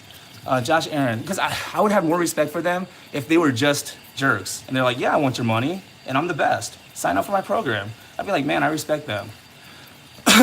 Chris Berry teaches a great behavioral grooming seminar. Perfect. Sky Art. Art Shop does a lot of aggressive dogs. We use muzzles to avoid getting bitten. Yeah, I use muzzles too, but I usually like to put it on after the dog has bitten me, so he feels like he's earned the muzzle. Tracy Trevino says, house calls were my favorite. Now I'm back in a salon. I wish I was doing house calls again. Yeah, shoot, you take as much time as you need. You get to just work on one dog, and I love it. Tracy, groomers can be crazy. You're telling me. Crystal LaCroix, thank you for your honest opinion. Oh, you're welcome. Tracy Trevino, LOL. Yeah. And that's why recently, there's this groomer named Ashley. She's down in Florida, and she has a YouTube channel and like a Facebook page called Ashley's Pack. And I guess she had a Shih Tzu that she kind of, it looked like she sat on it because the Shih Tzu was really just hard to control. But she didn't sit on it. She just had the Shih Tzu in between her legs so she could control it.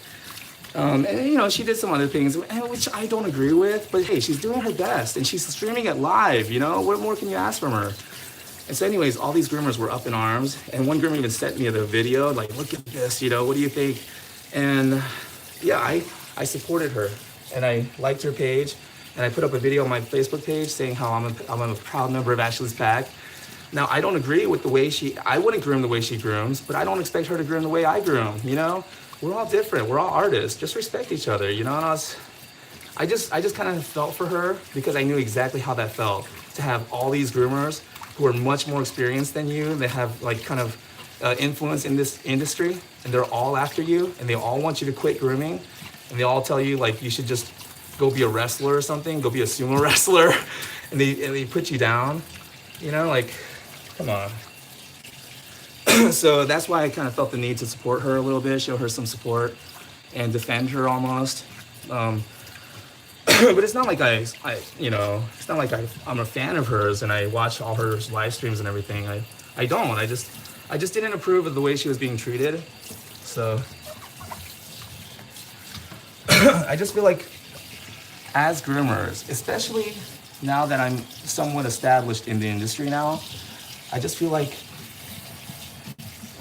I wish that there was some groomer out there when I was first starting out, standing up for other groomers and kind of helping, groomers who are struggling, and maybe showing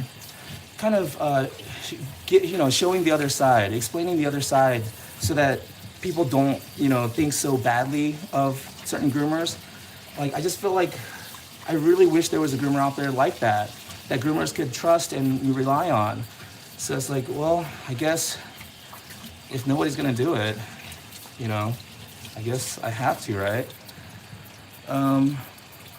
Lynn Puckett, can't believe you had negativity from your videos. I love them, and you. It started with my seizure baby that no one wanted to do, so now I do my 3 at home. Oh, perfect. Crystal LaCroix, do you charge a little more for dogs that you pick up and bring home versus dogs that you... No, I charge one price. It doesn't matter what happens, one price. Kid Marquis, I'm trying to do mine, but I'm still overwhelmed. Just trying to take it slow, and it's the nail trimming that keeps me tripped up. Exactly. Well, and the thing is, Cesar Milan says something I really love. He says, you don't get the dog that you want, you get the dog that you need, you know? The dog that's gonna challenge you and help you grow, you know, reach your full potential as a human being. Those are the dogs that come into your life, you know? So a lot of these times when we get dogs that don't behave perfectly, or, you know, they give us these challenges that really push our buttons and really push us to the edge. Those are the dogs that we really should thank for coming into our lives, because once you get over that and you work through it together and you overcome this nail challenge together, both you and the dog will have grown, and you'll have grown together. So it makes the bond even stronger too. Okay, so he is now fully rinsed. And it's okay to go OCD on this because you can never be too sure. So a good general rule of thumb is however long it took you to lather the dog, rinse for twice as long. You want to rinse for longer than it took you to lather, because you want to make sure all of the residue, all of that shampoo residue is out of the skin. Because if we have even just like a light film on the skin, then it can cause irritation, itchiness, you know, all kinds of issues. So we want to make sure it's completely rinsed out.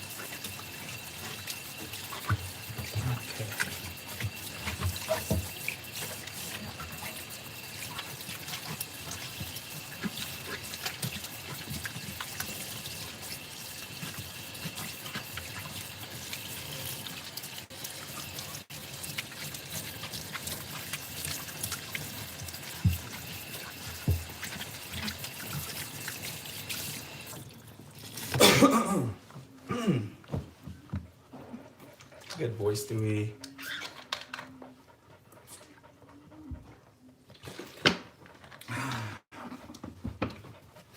Okay. Oh man. Okay. Kim Markey. Oh, thanks, Jan. Oh, you're welcome. Thank you for joining. Alrighty.